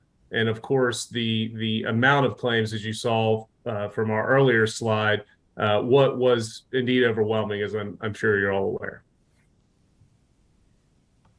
So I'll talk about a little bit about the EY goes. And early on and throughout our process of coming here, presenting, or just educating the public, there's a difference between what is an issue and what's a claim, right? So an individual who makes a claim can have multiple issues within their claim to be worked. And so we'll tell you that when you see the mass number that you did see coming through, and you notice that we had 53 different unemployment insurance program letters coming into us in 2020, and I think 30 some in 2021. The issue really was, how can we get that reliable knowledge? Sam mentioned retirees coming back, but not enough, right, to do so, but having another organization or group that could assist us. And we knew that was possible with Ernst & Young at the time. And so they worked and issued and supported working issues within a claim and or working those claims and trying to address those opportunities, both in the first contract and the second contract. A little bit of focus changed on the second contract as we had more additional training that happened in Labor Day, and Samuel mentioned this too, Labor Day of 2020. When we went into the second contract, we were able to do a little bit more training that addressed issues of the adjudication or fact finding. Those are one and the same. You're going to hear it one way or the other to try to assist us with that tremendous workload at the time. So moving on to the next slide, in the first contract, I won't read the numbers off to you, but essentially $7.6 million contract, but the cited authority that was utilized to execute this contract was a sole source emergency exemption, the finance and administrative policy that is cited there. The finance cabinet approved the project, or the contract. The contract was pulled by the Government Contract Review Committee in July of 2020. I believe the terminology is that the committee voted not to disapprove the contract. So it was not denied by the committee. There was a contract modification later in July of 2020, extending it through August 30th. And you can see the modification amounts there and the total of the contract. And then the contract modified again on August 19th for scope of services. And continuing, again, the cited authority for the extension was not feasible to bid. Finance did approve the contract. The contract was pre-merger of the two cabinets, was with the Education and Workforce Development Cabinet, and then the Office of Unemployment Insurance was moved to the Labor Cabinet at that time. And Sam, you can pick it up there. Yes, and thank you, Mr. Secretary. And Shelby, if we can go on to the next slide.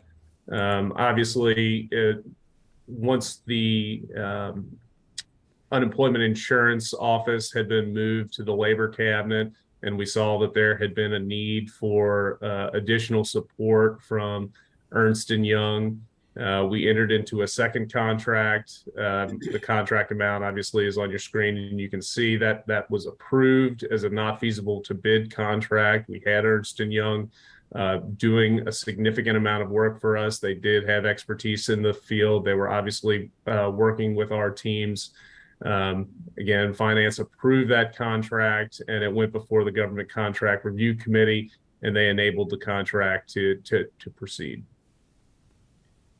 So in that first contract, you'll see there, I don't have to go through every piece of it, but you'll see the amount of staff that came in to assist. And again, this was about working issues and claims, getting information that were gaps by the claimants that were not complete in order to move a claim on. And then in the second contract, we were able to do additional training for them to help us prepare and do fact-finding in order to make some determinations that allows a claimant to know where they stand, right? I mean, that's the goal of unemployment. You're either eligible or you're not eligible. And if you are eligible, then move you into the benefit payment. If you're not eligible, then that moves you into the right to be able to do the appeals process. And in the Commonwealth, we have 3 levels of that. And in that second contract, we had 100 personnel the first 4 weeks, and then 25 personnel from EY assisting us and helping us get through that time. So hopefully we've addressed how the contract came to be, the amounts that were paid, the terms of the contract. The second part of the request to come up here were the goals achieved. So you will see here the results of the work that Ernst & Young did. Over 141,000 claims and issues were worked by EY staff. And in the second contract, almost 36,000 claims and issues were worked. And Buddy has taught me that a claim can have multiple issues. So if a claimant submits a claim, if there are problems with that claim or incomplete information, those create issues. So this is a combination of the claims and the issues that were worked by Ernst & Young staff. And that concludes our presentation, Mr. Chairman, and we'd be happy to address any questions. Do we have a breakdown on what it costs per claim based on what we paid Ernst & Young? I don't have that with you today, sir. We could go back and pull that information off of the weekly claims report. Co-Chair Nemus, you're the math guy. Figure that up right quick. Yeah, I think it was like 150 a claim. I've done that math, or our staff did that math for us, which was over double what it was in Colorado, which also hired Ernst & Young. But let me see if I can find that and I'll report it back. Okay. Representative Sharp, do you have a question, sir? I have several. Okay. Please proceed. What was the? Thank you for being here. Thank you, Mr. Chairman. Well, I'm sorry. Senator Thomas, do you have a question, sir? Oh, you can't. You got to ask something.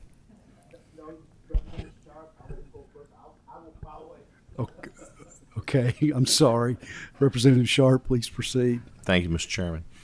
I appreciate you guys coming in today. One of the things I'm trying to figure out, what was the exact scope of work to be performed on this contract? The scope of work, again, at that time was the initial claims and working continued claims and working the issues coming in on those claims and working on whether that they were totality of claims or working individual pieces of a claim for an individual. So was this a pay per piece contract, or was this just a lump sum? Here's some money, we want you to do this. Well, the goal, again, was we would issue a set of claims or issues for them to work out. And as they work those sections through, then we would issue more work for them to do. So I think it was a lump sum contract, is that right? Yes. There was an agreed upon amount to be paid, and then the work flowed as it needed to flow. Yes. All right, so was this then a time-based contract, then a lump sum time-based contract, or? It was a lump sum based upon the terms that were agreed in the contract. Okay. How many other contractors were contacted before they decided to go with Ernst & Young? I don't know that I can address that question. We can check and see, but by the cited authority, I don't know. Quite honestly, none of us were here at that time, but we can check to see if there were any outreach to any other potential vendors that could have done this work, and why Ernst & Young was selected as the best, and obviously things were moving very rapidly at that time. All right. Do we have any other contractors that were performing the same type of work for the state, or was it solely Ernst & Young? At that time, solely Ernst & Young. Okay, so we have no other contractors that worked during the pandemic doing this type of work for the state? No. Just regular UI staff, state employees. All right.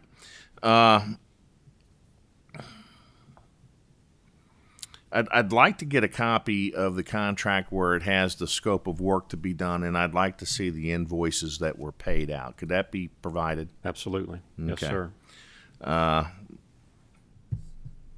Thank you very much. Thank you. Senator Thomas. Thank you, Mr. Chair. Secretary Link, I don't have any comments or questions about the Ernst & Young contract, but I do want to take this opportunity again to say thank you for your help in assisting me and those who came to me for unemployment insurance. I know there were a lot of concerns about people weren't getting their unemployment, but as I said back 2 years ago, and I continue to say, with regard to my work with your department and your staff, all but one of the people, and I quantified this, I had 58 people come directly to me during year 20 and 21 seeking help, and 57 of them got their payments. And I really appreciate your help in doing that. Only one person didn't, and as you recall, there were some issues about her eligibility as a Kentucky resident. Yes, sir. And that's why she didn't get paid. So I just want to take this opportunity to say thank you for all you did to make sure that the people that I assisted, not all of them were in Lexington.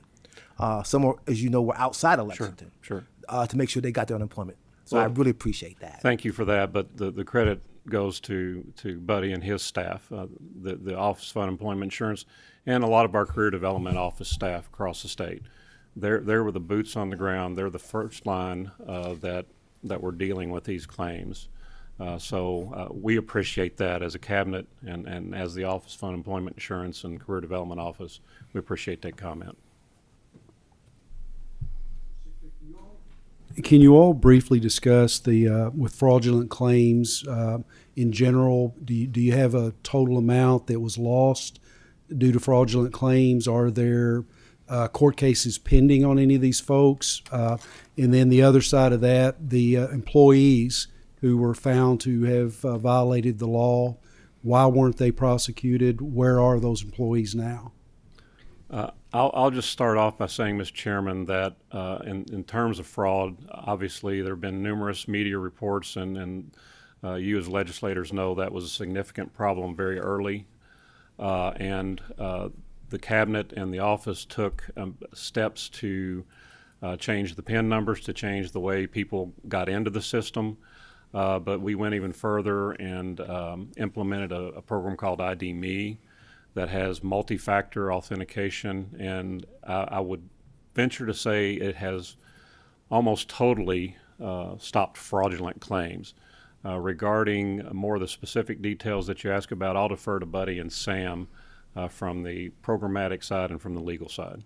So you're absolutely right. The fraud in the federal programs for it standing up so fast nationwide will end up topping about $100 billion worth of fraud that will have occurred through the programs. It was the easiest way for many folks, better than any drug deal that they could have ever done, to be quite honest with you. And that was on the federal level. And I mentioned at the beginning, it took 1 month to get those instructions on how to do this. We did, as the Secretary said, stood up many measures. And ID.me, the most recent that we've done for over a year, has taken that down to under 3% of fraud. And that is tremendous. And we've also worked on what we call equity issues. Because again, with every measure that we take, we have to think about the equity issues for servicing the claimant. And so we've worked with ID.me on giving different pathways for folks to verify who they are, right? If they couldn't upload their information, they can go into a local office, to a resource room, and they can go to a trusted referee, schedule a time with a trusted referee through ID.me. We're getting ready to launch a kiosk system that will allow them to do the same thing. So that will give them 3 varied pathways in order to prove who they are, to make sure that we have the right person in front of us. So I think that's tremendous. That's the first piece. You asked about, there have been a nationwide task force. There's a statewide task force. And yes, people are being prosecuted for that on all levels as they come through. They work with the OIG's office, the AG's office, on the national and a state level. And I'll let Sam speak to the other. Okay, that was a lot of words, but my question hasn't been answered. Sam, can you answer it? Thank you. I think there were 2 questions in there, and I know the second question that I'm going to get to that. So just bear with me. I did want to address the remainder about individuals or bad actors that are out in the state or nationally or internationally that tried to seek UI benefits through our system. What I can tell you, and what, as Buddy mentioned, we work very closely with our federal and our state counterparts, and as well as our local counterparts. I'm looking at a spreadsheet right now that shows all of the instances where we've supported a federal law or federal investigation, whether that's the United States Treasury, the DEA, the DOJ, USDOL, OIG, USDOL proper, FBI, in their investigations. And we actually created a way to fast track our provision of records in support of their investigations so that they can bring those people to justice sooner rather than later. And in addition, anytime that we determine that there has been fraud on the state level from individuals that are out in our 120 counties, obviously our local prosecutors are going to have jurisdiction to prosecute those individuals. We refer those instances out to those local prosecutors so that they can take action in their own communities. Now, you asked a second question about individuals within the cabinet, pardon me, that filed their own claims and I guess received benefits. Now, obviously, that was widely reported, and we testified on this very issue about a year ago next month. Now, of course, when that was reported, it was an investigation, an independent investigation was immediately called by the governor. We had the Transportation Office of Inspector General investigate these matters, and a report was produced. That report has been sent to the Auditor of Public Accounts, the Office of the Attorney General. I believe it's been sent to the legislature as well as the local prosecutors' offices. That report lays out that 35 people were investigated as a result of that investigation. Of those, 31 of them were individuals that were employed by the cabinet and had filed claims. 17 of those individuals were actually paid. The remainder had stops put on their claims before they were paid out. All 17 of those were paid because of the auto pay that had been put on. All 17 of those individuals have been required to pay back the funds that they received. Of that 17, a smaller subset looked at their own claim or looked at the claims of other individuals who filed a claim. Those individuals have been disciplined. Only one individual filed a claim, received benefits, and had actually, quote unquote, worked on their own claim. Now, that individual, when they worked on their claim, we can go back and look at the metadata and see that they actually put a stop on their claim so they wouldn't be paid. That individual, or wouldn't be paid any longer. That individual was dismissed. I hope that answered your question. Okay, so no one was actually prosecuted, indicted, and I'm taking it we don't have any numbers for the claims that were filed within the Commonwealth, and you can break down federal and state claims. Do you have a dollar amount for the fraud that occurred? Dollar amount for which thing? I'm sorry. You can break it down. I don't follow. Just claims. Do you mean like broadly, like all claims of the that were attempts filed from within the Commonwealth, and whether that be the federal program or a state program? Do we have a dollar amount on the fraud that occurred? We can get you that exact dollar amount per month. Yes, sir. Okay. Yes, sir. All And right. you want it both on the state you want it on the federal Please. pandemic programs as well? Yes, sir. And I just want to be clear, Senator Carroll, are you, when you say fraud, are you meaning the employees that filed for benefits, or do you mean everyone, all the fraud that occurred during that time? What was the dollar amount associated with that?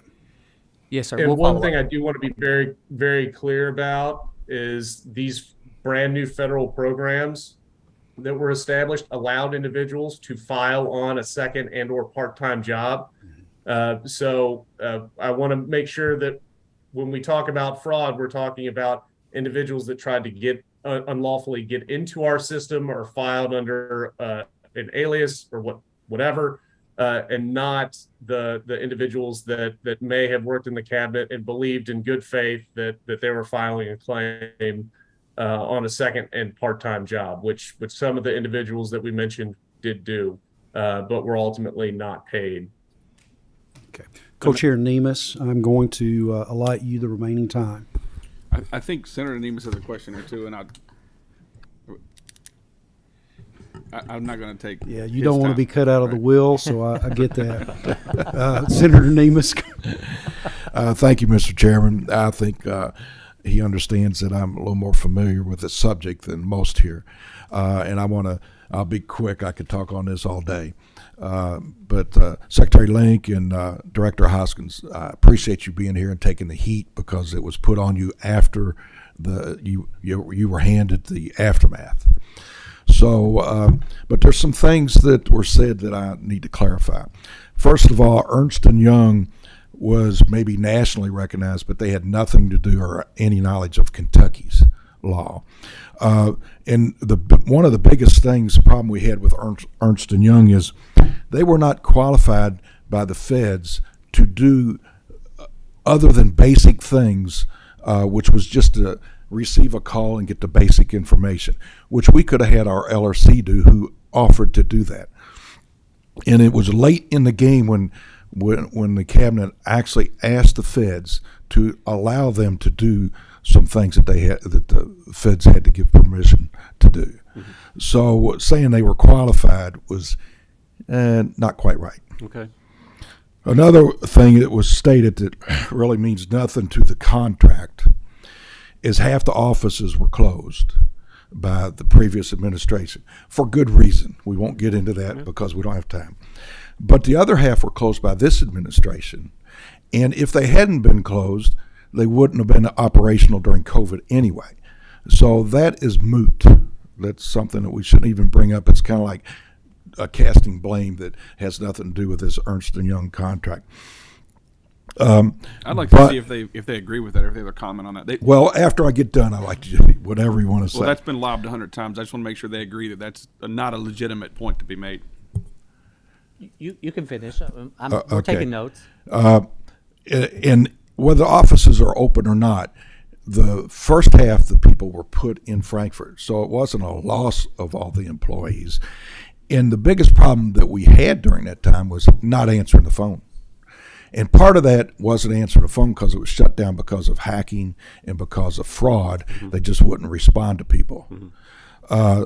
But others was they were overwhelmed. But irregardless, people were not getting answered either in an office or when they called Frankfurt or came to Frankfurt and stood in lines.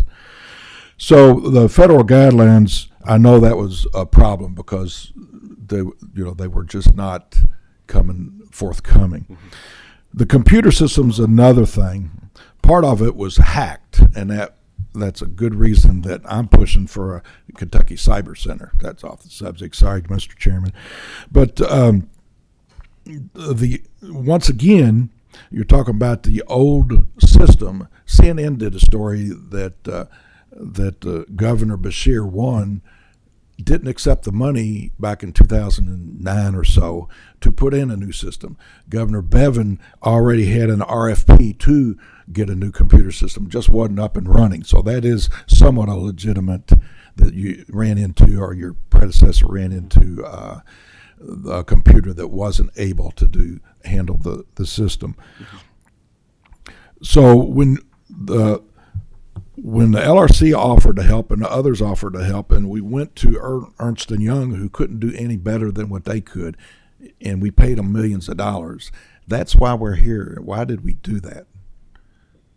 I think that's a legitimate question, and I think Sam, and this has been researched, and Sam, can you address the reduction of staff and the offer for LRC staff? Happy to do so, Mr. Secretary, and thank you, Senator Nemus, for your question. I think there were a couple in there, but I'll answer sort of the last one. Apologies, one moment. I've got a bit of a cough still. In the letter that I provided to this committee back in January of this year, I laid out the legal analysis that our cabinet has done, which shows that LRC staff cannot provide UI services, period. Kentucky Constitution prohibits it as a separation of powers matter. Kentucky state law prohibits it. It's in KRS Chapter 7. It's prohibited by federal law. As we mentioned, the merit staffing rule, it's specifically prohibited by federal regulation.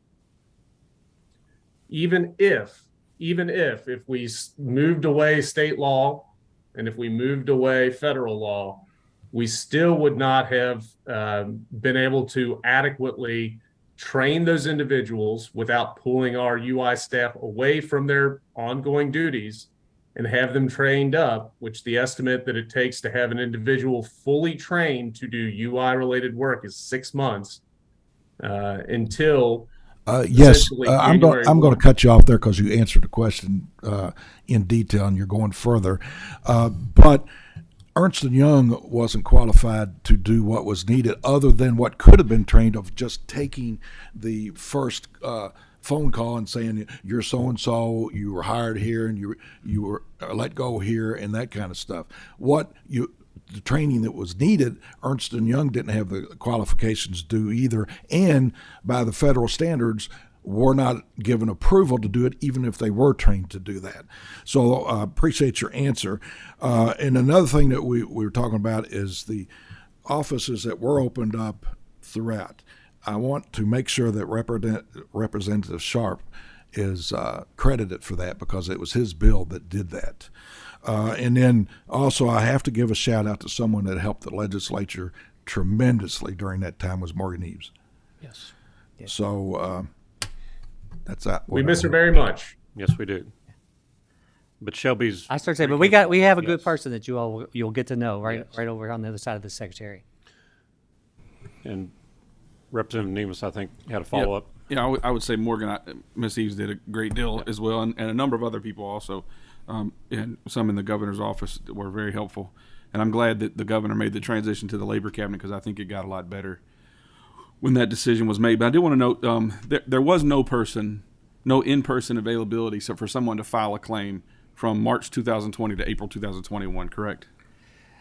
For 99% of the offices, that is correct, yes. Okay, so if we had 100 offices, or if we had 12 offices, or if we had one office, you had to make a phone call or some kind of online, but you couldn't go to the office. Is that correct?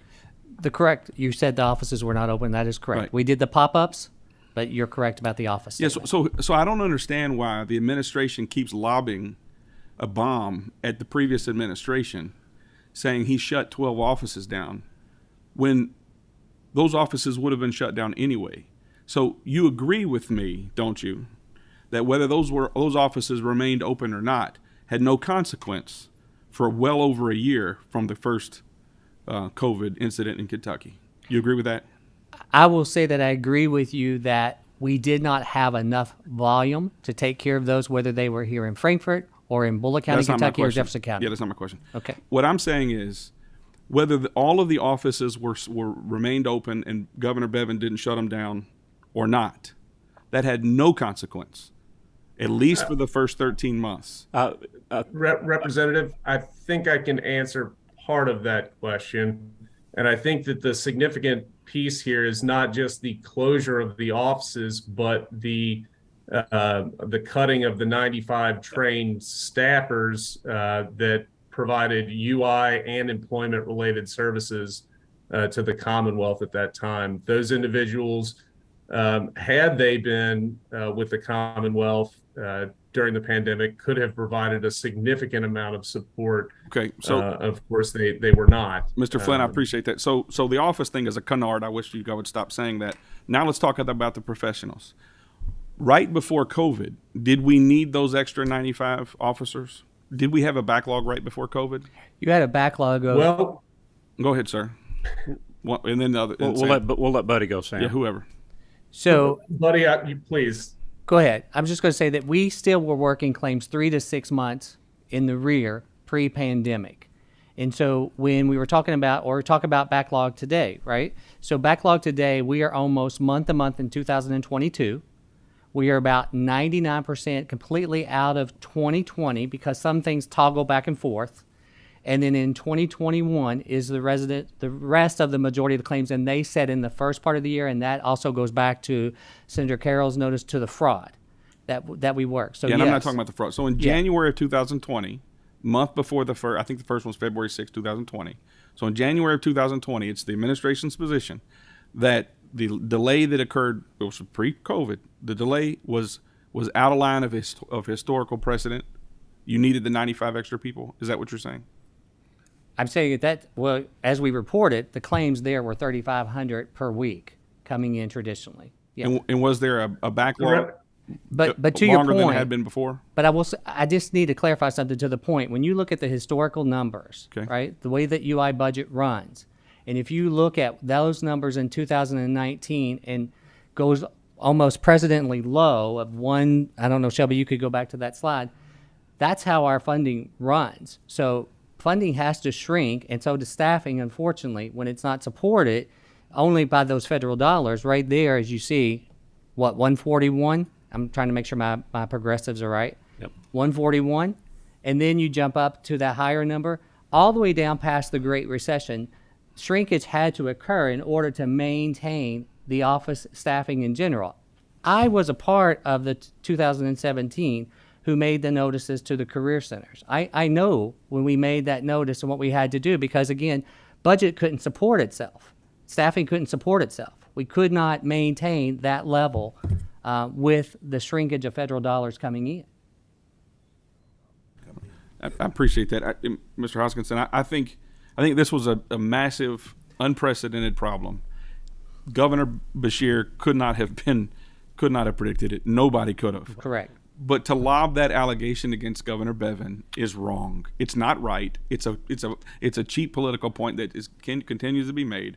The fact that those sites weren't open had no consequence. So anyway, but it wasn't Governor Beshear's fault we had this unprecedented, and he tried, and I watched him every single day, as many Kentuckians did, and he said, this is unacceptable, the buck stops with me, and he's going to fix it. And ultimately, it took a long time, probably would have taken a lot of people a long time, but ultimately he fixed it by moving it away from where it was and the leadership that was incompetent to the labor cabinet, which did a much better job. But my point is, the fact that those offices were closed by Bevin is a cheap political point that is not based in reality. Thank you, Mr. Chairman. Thanks, sir.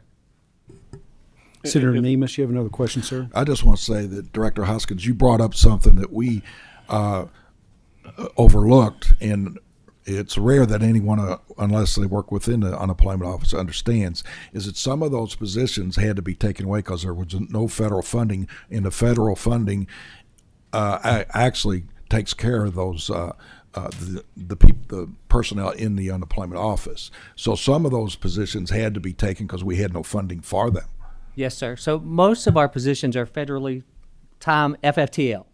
FFTL is just a federally funded, time-limited funds, right? So as long as you have the money coming in, then you can have the position. And so that's the reason why I asked to go back to this slide. It's a true indicator right off the bat, not just the volume of the work, to your point, as you worked in that cabinet, but it goes to how the budgets were coming in. And the federal level, it is very true that unemployment ebb and flows with what's going on. When you need unemployment, you expand it out. Succinctly, as unemployment was low, so they weren't coming in with the dollars to have the employees, yes, and they had to be cut and was yes, decided sir. to be cut. So then when unemployment skyrocketed quickly, then you keep saying 95 employees. It doesn't matter how many employees. Nobody could have handled it. And we couldn't have had that many employees anyway because there wasn't the money to pay them. Yes, sir. And if we had the amount of employees to look at that 2020, we would have already been letting those go. Because you look at the funding. So now. to say that someone cut those employees and that they had to. We didn't have a choice. And Correct. To sustain the program, that's what you have to do. Correct. Thank you. Thank you, sir. And what we were just trying to do is show why Ernst & Young was engaged, because we did not have the resources to address the volume that struck in March of 2020. Okay, Representative Sharp, and then we're going to Representative Beckler, and we're going to close out with Senator Thomas. Since we're talking about the UI system, what's the status on the new UI system? We just sent a letter to Senator Nemes and Representative Weber, with whom we were working on the Unemployment Reform Task Force. We have had to cancel the latest RFP. We had, in good faith, we had procured a new vendor. We had gone through negotiations. Everybody was in agreement. We had the contract. We sent it to the vendor to sign. and they completely went silent on us. We made numerous efforts to contact the vendor repeatedly. They would not respond to us at all. I think, Sam, I'm okay to say it's public record, correct? Yes, Mr. Secretary. In late August of this year, there's a federal indictment of 2 of the people affiliated with that vendor. So we elected to cancel that procurement and will be coming back out with a new procurement. No one is more frustrated than we are, but in a way, I'd have to say I'm glad we didn't get into a contract with a company that has 2 people under federal indictment now. How much have we paid that vendor to date? 0. Great. What's a new timeline for the new system coming online? We hope to issue the RFP by the end of this month. We'll go through the normal procurement process, but we're probably, and I'll also state that on the national stage, there are so many states that are looking for new unemployment insurance systems and a limited number of vendors that have the wherewithal and the capacity to do that. We were hoping for a 30 to 36 month implementation plan. It's probably going to be more like 36 to 42 months. Okay. And hopefully that will start spring of next year as we go through the procurement process and contract negotiations. Okay, I can hear Representative Pratt yelling at me right now to ask you about an off-the-shelf. Yes, sir. Have you considered that? Is that not even in the works? We have done extensive research, and we find no viable off-the-shelf, quote-unquote, system available. If so, other states would have done it as well, and none have. They're all going the same route we're having to go, is get a contractor. The federal requirements are going to be the same for every state, essentially, but the state requirements are different for every state to some degree. So it has to be developed for a particular state. And I remember those conversations with Representative Pratt during the UI Reform Task Force. And we did research that extensively with national consultants and others, and we know of no such product. Thank you, sir. Yes, sir. Thank you, Mr. Chairman. Can I just add to that there are things that we are doing, sir, Representative? There are products and pieces that we are doing to upgrade. We're not just sitting there. We're constantly working to upgrade the Siebel system and to constantly try to give us wins. We do a strategic planning session every quarter, and we look at what are the quick wins we can do, what are the things that we've learned, what can we make the system do, or what can we add to the system. IDME is an example of that. So we're not waiting for the RFP for 3 to 4 years down the road. We're continually trying to make the improvements that we can grab that will assist our work efficiency and will help the claimants as well. Good point. Thank you. Representative Beckler. Thank you, Mr. Chairman. Mr. Flynn, would you please provide a list of, not by name, but just 1, 2, 3, 4, all the way to the 35, what the investigation was for, what the results of the investigation showed? I'm talking about our employees of the state, and what the outcome was in terms of discipline. Not now, but can you provide that to us? Sure, yeah. Thank you. And the last question is, how close are we to finally finishing all the pandemic claims? Representative Beckler, I touched on this a little bit earlier, so I will go back to you on this for the backlog. Backlog is continuous, Yeah, right? I heard that, but but that's what that is. So we are working through. We are in that first quarter of 2021, trying to go through all of those claims. They all have to be touched. They have to be reviewed. So I look to have us close by the February of this next year to be out of 2020 completely. And when I say completely, I'm going to say 99% because there's always a claim that toggles back. And as soon as I say absolute, I'm going to get myself into trouble. And then same thing with 21. And we are running about month to month in 2022. So I think we've done tremendous strides in that, but backlog is always going to be continuous because new things happen. The disaster unemployment recently would be another reason that backlog would change a little bit, just for that indication. Thank you. Thank you, Mr. Chairman. Thank you, sir. And Buddy, for the committee's benefit, could you talk about 2022, where we are?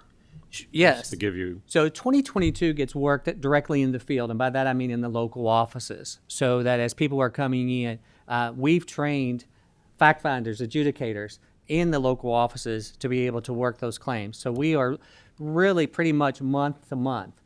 Looking at it earlier today, we are almost touching now the mid-August point of that. Now, please understand that that means in the fact finding, we're waiting on, if you filed in 1st of August and it's a separation issue, we have to wait for the employer to respond as well, right, to what the claimant has put in. And that starts the next process. But we are pretty much running month to month in the year 2022. So if we, by magic, could wave the wand in 2020 and 2021 was gone, we would be the golden ticket in terms of what we're doing now in the services. And I think the Secretary has mentioned it, and I know Sam has mentioned it. None of us sitting here at this table could do this without that staff who are in the trenches, who do it every day. They work tremendous long hours during the height of the pandemic, and I'm grateful every day and blessed that I had the opportunity to come back to work with those fine people, because they kick butt when they need to. And every time we have a situation come up, we've had 3 disasters during the pandemic period, if you want to know. 3 times where we've had to also rally to take care of disasters. Flood in August or July, right when the Secretary came on board, then the horrible disasters of Western Kentucky, and most recently Eastern Kentucky. Those individuals rallied and quickly packed up and moved and we went, and again, I'm going to say this, and we've said this many times, thank you to my sister family in Louisiana, that we went down and picked up that mobile unit, and that solidifies why we're getting one through an equity grant. Drove that thing from Baton Rouge up here, and we were able to work claims. So I just want you all to know, and when you see somebody or you hear somebody who says they work for UI, they do kick butt. They're not perfect. None of us are perfect, but we have done extraordinary things in a period of time like no other. And I would be remiss if I didn't say that. And yes, I'm bragging on, I consider them my family because they've done great work. Yep. Senator Thomas. Ms. Hoskinson, I have one question for you, and I'm sorry Representative Nemus is not here. I want to go back to his point, but I'll see if I can get my question answered in just one question. In every office that was closed by the prior administration, was that office staffed? Or put it another way, were there people working in that office at the time the office was closed? There were people in those offices.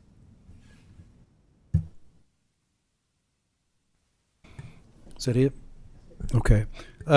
You know, and I don't, with all the discussions we've had over unemployment since COVID began, and I don't want anyone to think that any of the comments or any of the concerns that we expressed as a body had anything to do with those first line people. I mean, I can't imagine what they went through. I mean, I know the earfuls that I got, and I'm sure they got a lot more.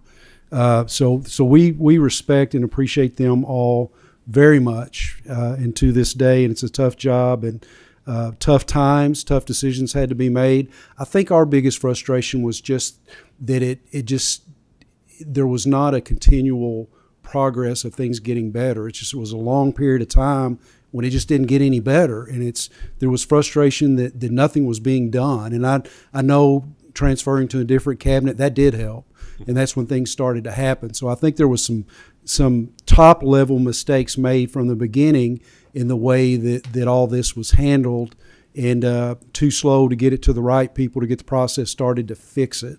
And from our end, I think that was the frustration, because call after call after call, people crying, not being able to feed their families, and there just did not seem to be a sense of urgency from the governor's office. And I'm just going to throw it out there. It falls on him, and the decisions that were made on where unemployment was, he was slow to react, and we should have been further along sooner to help these folks, and that comes from just frustration for so many calls and people just desperate, and our offices struggling to make calls to try to find resources, and it was just very difficult times. But hindsight is 20/20, and what's important is that we learn from what happened through that, and it sounds like you all have made progress, and in the future we'll be able to deal with these issues again, and that's of all, that's the most important thing that we need to learn from this. And there's going to be a lot of political posturing and claims made back and forth. That's just the politics, unfortunately, that go along with Frankfurt. But, I think the issues could have been solved sooner. There was help and other resources to be had, and I just think that the decisions were not made quickly enough. Anyone else have any questions? Okay. Ms. Lewis, thank you for being here today. And gentlemen, thank you all for being here. A tough issue. I'm sure we'll be hearing from you again. And appreciate all the information that you all have provided. I appreciate the difficulty that you all have gone through. And behalf of the Commonwealth, for what it's worth, thank you. Thank you, Thank you. Mr. Chairman, And, members of thank the you. committee. Thank you very much. That's really all we've got. Not enough left to really go over anything else that we were going to. So we'll address some of the study topics next session or next meeting, so you all will know what we are doing studies on for the next interim. If there is no other business, I will entertain a motion to adjourn. Stand adjourned.